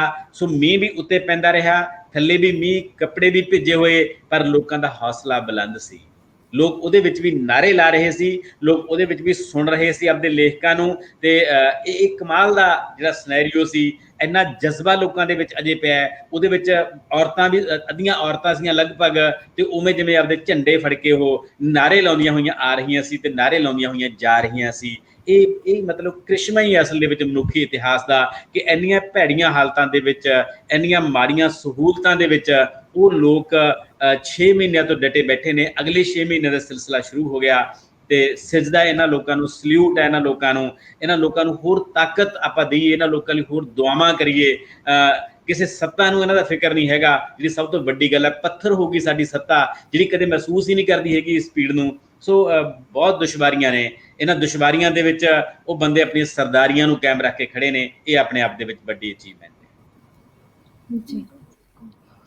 ਤੇ ਡਾਕਟਰ ਸਾਹਿਬ, ਮੋਰਚੇ ਦੇ ਵਿੱਚ ਕਈ ਅਣਸੁਖਾਵੀਆਂ ਘਟਨਾਵਾਂ ਵਾਪਰੀਆਂ ਤੇ ਕੁਝ ਮੋਰਚੇ ਦੇ ਉੱਤੇ ਘਟਨਾਵਾਂ ਜਿਹੜੀਆਂ ਉਹ ਥੋਪੀਆਂ ਗਈਆਂ ਜੀ, ਖਾਸ ਤੌਰ ਤੇ ਔਰਤਾਂ ਦੇ ਪ੍ਰਸੰਗ ਵਿੱਚ। ਤੁਹਾਨੂੰ ਕੀ ਲੱਗਦਾ ਹੈ ਕਿ ਉਹਨਾਂ ਘਟਨਾਵਾਂ ਦਾ ਮੋਰਚੇ ਤੇ ਕੋਈ ਅਸਰ ਪਿਆ? ਹਾਂ, ਦੇਖੋ, ਇਹ ਵੀ ਕੁਛ ਗੱਲਾਂ ਜਿਹੜੀਆਂ ਹੁੰਦੀਆਂ ਨੇ ਨਾ, ਜਿਹੜਾ ਮੋਰਚਾ ਹੁੰਦਾ ਇਹ ਤਾਂ ਹੈ ਨਹੀਂਗਾ ਕੋਈ ਉਹ ਦਫ਼ਤਰ ਵਾਂਗੂ ਉੱਥੇ ਹਾਜ਼ਰੀ ਲੱਗਦੀ ਹੈ, ਜਾਂ ਕੋਈ ਅਨਰੋਲਮੈਂਟ ਹੁੰਦੀ ਹੈ, ਜਾਂ ਕੋਈ ਪਹਿਲਾਂ ਬੰਦੇ ਫਿਕਸ ਕੀਤੇ ਹੋਏ ਨੇ। ਲੋਕਾਂ ਦਾ ਮੋਰਚਾ ਹੈ, ਉਹ 'ਚ ਰੋਜ਼ ਹਜ਼ਾਰਾਂ ਲੋਕ ਆਉਂਦੇ ਨੇ, ਰੋਜ਼ ਹਜ਼ਾਰਾਂ ਲੋਕ ਜਾਂਦੇ ਨੇ। ਕੋਈ ਹਰਿਆਣੇ ਤੋਂ ਆ ਗਿਆ, ਕੋਈ ਪੰਜਾਬ ਤੋਂ ਆ ਗਿਆ, ਕੋਈ ਬੰਗਾਲ ਤੋਂ ਆ ਗਿਆ, ਕੋਈ ਯੂਪੀ ਤੋਂ ਆ ਗਿਆ, ਕੋਈ ਤੇਲੰਗਾਨਾ ਤੋਂ ਆ ਗਿਆ। ਉਹ ਹੁਣ ਜੱਥੇ ਨੇ, ਉਹ ਆਪਣੇ ਕੋਈ 20 ਦਾ ਜੱਥਾ, ਕੋਈ 50 ਦਾ ਜੱਥਾ, ਕੋਈ 100 ਦਾ ਜੱਥਾ ਹੈ। ਉਹਦੇ ਵਿੱਚ ਕੁੜੀਆਂ ਵੀ ਨੇ, ਉਹਦੇ ਵਿੱਚ ਮੈਚੋਰ ਔਰਤਾਂ ਵੀ ਨੇ, ਉਹਦੇ ਵਿੱਚ ਨੌਜਵਾਨ ਵੀ ਨੇ, ਉਹਦੇ ਵਿੱਚ ਬਜ਼ੁਰਗ ਵੀ ਨੇ। ਉਹ ਲੋਕ ਉੱਥੇ ਆ ਕੇ ਕੁਝ ਟੈਂਪਰੇਰੀ ਥਾਵਾਂ 'ਤੇ ਰਹਿੰਦੇ ਨੇ, ਕੁਝ ਜਿਨ੍ਹਾਂ ਨੇ ਪੱਕੇ ਤੌਰ 'ਤੇ ਰਹਿਣਾ ਹੁੰਦਾ ਫਿਰ ਆਪਣੇ ਟੈਂਟ ਵਗੈਰਾ ਦਾ ਪ੍ਰਬੰਧ ਕਰ ਲੈਂਦੇ ਨੇ। ਉਹ ਜਿਹੜੇ ਪੰਜਾਬ ਹਰਿਆਣਾ ਦੇ ਜਾਂਦੇ ਨੇ ਆਪਣੀਆਂ ਟਰਾਲੀਆਂ ਲੈ ਕੇ ਚਲੇ ਜਾਂਦੇ ਨੇ। ਸੋ ਉੱਥੇ ਕੁਝ ਨਾ ਕੁਝ ਜਿਹੜਾ ਹੈਗਾ ਅਨਐਕਸਪੈਕਟਡ ਵਾਪਰਨਾ ਸੁਭਾਵਿਕ ਹੁੰਦਾ ਹੈ। ਕੋਈ ਵੀ ਬੰਦਾ ਕੋਈ ਕ੍ਰਾਈਮ ਕਰਕੇ ਵੀ ਉੱਥੇ ਜਾ ਸਕਦਾ ਹੈ, ਵੀ ਚਲੋ ਆਪਾਂ ਨੂੰ ਸ਼ੈਲਟਰ ਮਿਲ ਜੂਗੀ ਉੱਥੇ ਕਿਹੜਾ ਕਿਸੇ ਨੂੰ ਪਤਾ ਲੱਗਣਾ ਹੈ। ਕੋਈ ਬੰਦਾ, ਕੋਈ ਨਸ਼ੇੜੀ ਵੀ ਉੱਥੇ ਜਾ ਸਕਦਾ ਹੈ, ਵੀ 4 ਦਿਨ ਜਾ ਕੇ ਰੋਟੀ ਖਾ ਲਾਂਗੇ ਲੰਗਰਾਂ ਦੇ ਵਿੱਚੋਂ। ਸੋ ਅਲੱਗ-ਅਲੱਗ ਤਰ੍ਹਾਂ ਦੇ ਐਲੀਮੈਂਟ 2-4%, 1-2% ਜਾਣ ਦੀਆਂ ਸੰਭਾਵਨਾਵਾਂ ਹਰ ਵੇਲੇ ਪਈਆਂ ਹੋਈਆਂ ਸੀ। ਇਹਦੇ ਵਿੱਚੋਂ ਹੀ ਜਿਹੜੀ ਬੰਗਾਲ ਦੀ ਕੁੜੀ ਵਾਲੀ ਘਟਨਾ ਵਾਪਰੀ ਸੀ, ਉਹਦੇ ਨਾਲ ਜਿਹੜਾ ਮਿਸਬਿਹੇਵ ਹੋਇਆ ਜਾਂ ਉਹਦਾ ਮਤਲਬ ਸੈਕਸੁਅਲੀ ਹਰਾਸ ਉਹਨੂੰ ਕੀਤਾ ਗਿਆ, ਉਹ ਬੜਾ ਬਦਕਿਸਮਤ ਐਪੀਸੋਡ ਸੀ ਇਸ ਮੋਰਚੇ ਦਾ।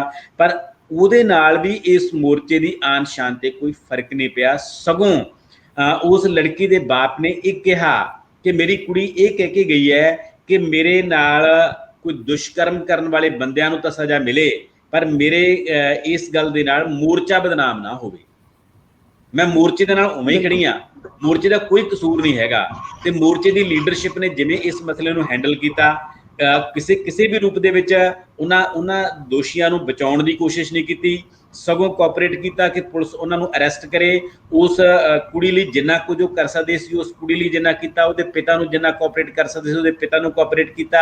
ਸੋ ਜਿਹੜੀ ਘਟਨਾ ਸੀ ਉਹ ਬਦਕਿਸਮਤੀ ਵਾਲੀ ਘਟਨਾ ਸੀ, ਨਹੀਂ ਵਾਪਰਨੀ ਚਾਹੀਦੀ ਸੀ ਇਹੋ ਜਿਹੀ ਘਟਨਾਵਾਂ। ਪਰ ਇਸ ਘਟਨਾ ਨੇ ਮੋਰਚੇ ਨੂੰ ਸਬਕ ਵੀ ਸਿਖਾਏ ਨੇ ਤੇ ਮੋਰਚੇ ਦੀ ਰੈਪੋ ਸਗੋਂ ਬਹਾਲ ਹੋਈ ਹੈ ਕਿ ਭਾਈ ਮੋਰਚਾ ਤਾਂ ਆਪਣੇ ਅਸੂਲਾਂ ਤੇ ਖੜਾ ਹੈ। ਜੇ ਮੋਰਚੇ ਦੇ ਵਿੱਚ ਕੋਈ ਗਲਤ ਬੰਦਾ ਆ ਕੇ ਚਲਾ ਗਿਆ ਤਾਂ ਮੋਰਚਾ ਨੂੰ ਬਚਾਉਂਦਾ ਨਹੀਂ ਹੈਗਾ, ਮੋਰਚਾ ਉਹਦੇ ਉਵੇਂ ਹੀ ਖਿਲਾਫ ਹੈ। ਉਹ ਕਹਿੰਦੇ ਨੇ ਕਿ ਜੇ ਸਾਡਾ ਆਪਣਾ ਬੱਚਾ ਵੀ ਕੋਈ ਗਲਤ ਕੰਮ ਕਰਦਾ, ਅਸੀਂ ਆਪਣੇ ਬੱਚੇ ਨੂੰ ਵੀ ਫੜ ਕੇ ਜੇਲ੍ਹ ਦੇ ਵਿੱਚ ਬੰਦ ਕਰਵਾਵਾਂਗੇ, ਅਸੀਂ ਪਹਿਲਾਂ ਅਰੈਸਟ ਕਰਵਾਵਾਂਗੇ, ਆਹ ਲਓ ਜੀ ਵੀ ਇਹਨੂੰ ਗ੍ਰਿਫਤਾਰ ਕਰੋ। ਸੋ ਘਟਨਾਵਾਂ ਵਾਪਰਦੀਆਂ ਨੇ, ਇਹ ਸੁਭਾਵਿਕ ਤੌਰ ਤੇ ਵਾਪਰਦੀਆਂ ਹੁੰਦੀਆਂ ਨੇ, ਪਰ ਮੋਰਚੇ ਨੇ ਇਹਨਾਂ ਨੂੰ ਕਿਵੇਂ ਡੀਲ ਕਰਨਾ ਹੈ, ਇਹ ਇੱਕ ਮੋਰਚੇ ਦੀ ਪ੍ਰਾਪਤੀ ਰਹੀ ਹੈ ਤੇ ਮੋਰਚਾ ਇਹਦੇ ਵਿੱਚੋਂ ਵੀ ਮਜ਼ਬੂਤ ਹੋ ਕੇ ਹੀ ਨਿਕਲਿਆ ਹੈ। ਜੀ ਡਾਕਟਰ ਸਾਹਿਬ, ਤੁਹਾਡੀਆਂ ਕਵਿਤਾਵਾਂ ਸਾਨੂੰ ਤੇ ਸਾਡੇ ਦਰਸ਼ਕਾਂ ਨੂੰ ਬਹੁਤ ਪਸੰਦ ਆਉਂਦੀਆਂ ਨੇ। ਜੇਕਰ ਤੁਸੀਂ ਇੱਕ ਕਵਿਤਾ ਕੋਈ ਨਵੀਂ ਲਿਖੀ ਹੈ ਤੇ ਮੈਂ ਚਾਹਾਂਗੀ ਤੁਸੀਂ ਜ਼ਰੂਰ ਸਾਡੇ ਅੱਗੇ ਪੇਸ਼ ਕਰੋ। ਹਾਂਜੀ, ਮੈਂ ਕਵਿਤਾਵਾਂ ਲਗਭਗ ਲਿਖੀਆਂ ਨੇ ਨਾਲ ਪਿਛਲੇ ਦਿਨਾਂ ਦੇ ਵਿੱਚ ਮੈਂ ਕੁਝ ਟੱਪੇ ਲਿਖੇ ਸੀ। ਹੁਣ ਮੇਰੇ 'ਚ ਇਹ ਕੈਪੈਸਿਟੀ ਤਾਂ ਨਹੀਂ ਕਿ ਮੈਂ ਤੁਹਾਨੂੰ ਗਾ ਕੇ ਸੁਣਾ ਦਾਂ, ਵੈਸੇ ਟੱਪੇ ਗਾਏ ਜਾਣ ਵਾਲੇ ਹੁੰਦੇ ਨੇ, ਪਰ ਮੈਂ ਤੁਹਾਨੂੰ ਉਹ ਟੱਪੇ ਜਿਹੜੇ ਬੋਲ ਕੇ ਸੁਣਾਊਂਗਾ। ਟੱਪਿਆਂ ਦੇ ਵਿੱਚ ਪਹਿਲਾਂ ਕੋਈ ਇੱਕ ਸ਼ਬਦ ਹੁੰਦਾ ਜਿਹੜਾ ਉਹਦੀ ਟੋਨ ਦੇ ਨਾਲ ਜੁੜਿਆ ਹੁੰਦਾ ਹੈ। ਪਹਿਲਾ ਟੱਪਾ ਹੈ, ਝਾਵਾਂ ਤੈਨੂੰ ਹਾਕਮਾਂ ਮੈਂ ਕੋਲ ਬਿਠਾਵਾਂ, ਸਾਨੂੰ ਤੂੰ ਸੁਣਾਉਣਾ ਨਿੱਤ ਵੇ ਅੱਜ ਮਨ ਦੀ ਮੈਂ ਬਾਤ ਸੁਣਾਵਾਂ, ਝਾਵਾਂ ਤੈਨੂੰ ਹਾਕਮਾਂ ਮੈਂ ਕੋਲ ਬਿਠਾਵਾਂ। ਦੂਜਾ ਟੱਪਾ ਹੈ, ਰਾਈ ਵੇ ਕਦੇ ਮਨ ਦੀ ਵੀ ਕਰ ਲੈ ਸਫਾਈ, ਰਾਈ ਵੇ ਕਦੇ ਮਨ ਦੀ ਵੀ ਕਰ ਲੈ ਸਫਾਈ, ਗੰਗਾ ਵਿੱਚ ਲਾਸ਼ਾਂ ਆਉਂਦੀਆਂ ਕੈਸੀ ਪਾਣੀਆਂ 'ਚ ਅੱਗ ਤੂੰ ਲਗਾਈ, ਰਾਈ ਵੇ ਕਦੇ ਮਨ ਦੀ ਵੀ ਕਰ ਲੈ ਸਫਾਈ। ਤੀਜਾ ਟੱਪਾ ਹੈ, ਬੰਗੇ ਕਿੰਨੇ ਤੁਰਗੇ ਨੇ ਡੈਰ ਤੇ ਔਰੰਗੇ, ਬੰਗੇ ਕਿੰਨੇ ਤੁਰਗੇ ਨੇ ਡੈਰ ਤੇ ਔਰੰਗੇ, ਭੇਸ ਧਾਰੇ ਫਕਰਾਂ ਦੇ ਤੇਰੇ ਹੱਥ ਨੇ ਖੂਨ ਨਾਲ ਰੰਗੇ, ਭੇਸ ਧਾਰੇ ਫਕਰਾਂ ਦੇ ਤੇਰੇ ਹੱਥ ਨੇ ਖੂਨ ਨਾਲ ਰੰਗੇ, ਬੰਗੇ ਕਿੰਨੇ ਤੁਰਗੇ ਨੇ ਡੈਰ ਤੇ ਔਰੰਗੇ। ਜਾ ਕੇ ਕਿਵੇਂ ਕਰੇਗਾ ਨਬੇੜਾ ਆ ਕੇ, ਜਾ ਕੇ ਕਿਵੇਂ ਕਰੇਗਾ ਨਬੇੜਾ ਆ ਕੇ, ਪੁੱਠਾ ਪੰਗਾ ਲੈ ਲਿਆ ਹਾਕਮਾਂ ਉਹ ਤੂੰ ਭੂੰਡਾਂ ਦੇ ਖੱਖਰ ਹੱਥ ਪਾ ਕੇ, ਪੁੱਠਾ ਪੰਗਾ ਲੈ ਲਿਆ ਹਾਕਮਾਂ ਜੱਟ ਬਾਬਿਆਂ ਨੂੰ ਕੋਲ ਬੁਲਾ ਕੇ, ਜਾ ਕੇ ਕਿਵੇਂ ਕਰੇਗਾ ਨਬੇੜਾ ਆ ਕੇ। ਆ ਲੈ ਸਾਡੇ ਰਾਹਾਂ ਵਿੱਚ ਕਿੱਲਾਂ ਤੂੰ ਵਿਛਾ ਲੈ, ਆ ਲੈ ਸਾਡੇ ਰਾਹਾਂ ਵਿੱਚ ਕਿੱਲਾਂ ਤੂੰ ਵਿਛਾ ਲੈ, ਸੱਚ ਨੇ ਕਦੇ ਨਹੀਂ ਮਰਨਾ ਲੱਖ ਈਸਾ ਨੂੰ ਸਲੀਬ ਤੇ ਚੜਾ ਲੈ, ਸੱਚ ਨੇ ਕਦੇ ਨਹੀਂ ਮਰਨਾ ਲੱਖ ਈਸਾ ਨੂੰ ਸਲੀਬ ਤੇ ਚੜਾ ਲੈ, ਆ ਲੈ ਸਾਡੇ ਰਾਹਾਂ ਵਿੱਚ ਕਿੱਲਾਂ ਤੂੰ ਵਿਛਾ ਲੈ। ਆਪੇ ਪਾਤੇ ਘਰਾਂ ਵਿੱਚ ਵੈਰੀਆ ਸਿਆਪੇ, ਆਪੇ ਪਾਤੇ ਘਰਾਂ ਵਿੱਚ ਵੈਰੀਆ ਸਿਆਪੇ, ਸੌਣ ਦਿਆ ਅੰਨ੍ਹਿਆ ਹੋਏ ਤੈਨੂੰ ਐਨਕਾਂ ਚੋਂ ਹਰਾ ਹਰਾ ਜਾਪੇ, ਸੌਣ ਦਿਆ ਅੰਨ੍ਹਿਆ ਹੋਏ ਤੈਨੂੰ ਐਨਕਾਂ ਚੋਂ ਹਰਾ ਹਰਾ ਜਾਪੇ, ਪਾਤੇ ਘਰਾਂ ਵਿੱਚ ਵੈਰੀਆ ਸਿਆਪੇ। ਤਾਲੇ ਦਿਲੋਂ ਕਾਲਿਆ ਕਾਨੂੰਨ ਤੇਰੇ ਕਾਲੇ, ਤਾਲੇ ਦਿਲੋਂ ਕਾਲਿਆ ਕਾਨੂੰਨ ਤੇਰੇ ਕਾਲੇ, ਕਾਲਿਆਂ ਚੋਂ ਕਾਲਾ ਲੱਭਦਾ ਤੇਰੇ ਕਾਲਿਆ ਉਹ ਨਿਕਲੇ ਦਿਵਾਲੇ। ਤਾਲੇ ਦਿਲੋਂ ਕਾਲਿਆ ਕਾਨੂੰਨ ਤੇਰੇ ਕਾਲੇ। ਤਾਣੀ ਤੈਥੋਂ ਨਾ ਸੁਲਝਾਈ ਜਾਣੀ, ਅੱਖਾਂ 'ਚ ਘਸੁੰਨ ਦੇਵੇਂਗਾ ਜਦੋਂ ਲੰਘ ਗਿਆ ਸਿਰਾਂ ਤੋਂ ਪਾਣੀ, ਅੱਖਾਂ 'ਚ ਘਸੁੰਨ ਦੇਵੇਂਗਾ ਜਦੋਂ ਲੰਘ ਗਿਆ ਸਿਰਾਂ ਤੋਂ ਪਾਣੀ। ਤਾਣੀ ਤੈਥੋਂ ਨਾ ਸੁਲਝਾਈ ਜਾਣੀ। ਦਾਬੇ ਸਾਡੀ ਹਿੱਕ ਵਿੱਚ ਭਗਤ ਸਰਾਬੇ, ਦਾਬੇ ਸਾਡੀ ਹਿੱਕ ਵਿੱਚ ਭਗਤ ਸਰਾਬੇ, ਕੱਲਾ ਕੱਲਾ ਪਊ ਚੁਗਣਾ ਕੰਡੇ ਬੀਜੇ ਜੋ ਰਾਹਾਂ ਦੇ ਵਿੱਚ ਸਾਡੇ, ਕੱਲਾ ਕੱਲਾ ਪਊ ਚੁਗਣਾ ਕੰਡੇ ਬੀਜੇ ਜੋ ਰਾਹਾਂ ਦੇ ਵਿੱਚ ਸਾਡੇ। ਅਖੀਰਲਾ ਟੱਪਾ ਹੈ, ਰਾਏ ਅਸੀਂ ਨਾਨਕ ਗੋਬਿੰਦ ਦੇ ਜਾਏ, ਰਾਏ ਅਸੀਂ ਨਾਨਕ ਗੋਬਿੰਦ ਦੇ ਜਾਏ, ਬੰਦ ਬੰਦ ਭਾਵੇਂ ਕੱਟਦੀ ਅਸੀਂ ਮੁੱਕਦੇ ਨਾ ਮੁੱਕਿਆਂ ਮੁਕਾਏ, ਬੰਦ ਬੰਦ ਭਾਵੇਂ ਕੱਟਦੀ ਅਸੀਂ ਮੁੱਕਦੇ ਨਾ ਮੁੱਕਿਆਂ ਮੁਕਾਏ। ਰਾਏ ਅਸੀਂ ਨਾਨਕ ਗੋਬਿੰਦ ਦੇ ਜਾਏ, ਰਾਏ ਅਸੀਂ ਨਾਨਕ ਗੋਬਿੰਦ ਦੇ ਜਾਏ। ਬਹੁਤ ਖੂਬ, ਬਹੁਤ ਬਹੁਤ ਖੂਬ ਡਾਕਟਰ ਸਾਹਿਬ, ਬਹੁਤ ਖੂਬ। ਡਾਕਟਰ ਸਾਹਿਬ ਧੰਨਵਾਦ ਤੁਹਾਡਾ ਬਹੁਤ ਬਹੁਤ ਸਾਡੇ ਨਾਲ ਜੁੜਨ ਦੇ ਲਈ ਤੇ ਆਪਣੇ ਵਿਚਾਰ ਸਾਡੇ ਨਾਲ ਅੱਜ ਫਿਰ ਤੋਂ ਸਾਂਝੇ ਕਰਨ ਦੇ ਲਈ। ਸ਼ਮਾ ਜੀ ਬਹੁਤ ਬਹੁਤ ਧੰਨਵਾਦ ਕਰਦੀ ਹਾਂ ਮੈਂ ਤੁਹਾਡਾ ਤੇ ਸਾਡੇ ਸਾਰੇ ਦਰਸ਼ਕਾਂ ਦਾ ਜਿਹੜੇ ਸਾਡੇ ਨਾਲ ਅੱਜ ਜੁੜੇ ਨੇ। ਸਤਿ ਸ਼੍ਰੀ ਅਕਾਲ ਜੀ, ਬਹੁਤ ਸ਼ੁਕਰੀਆ ਜੀ ਤੁਹਾਡਾ, ਬਹੁਤ ਬਹੁਤ ਧੰਨਵਾਦ।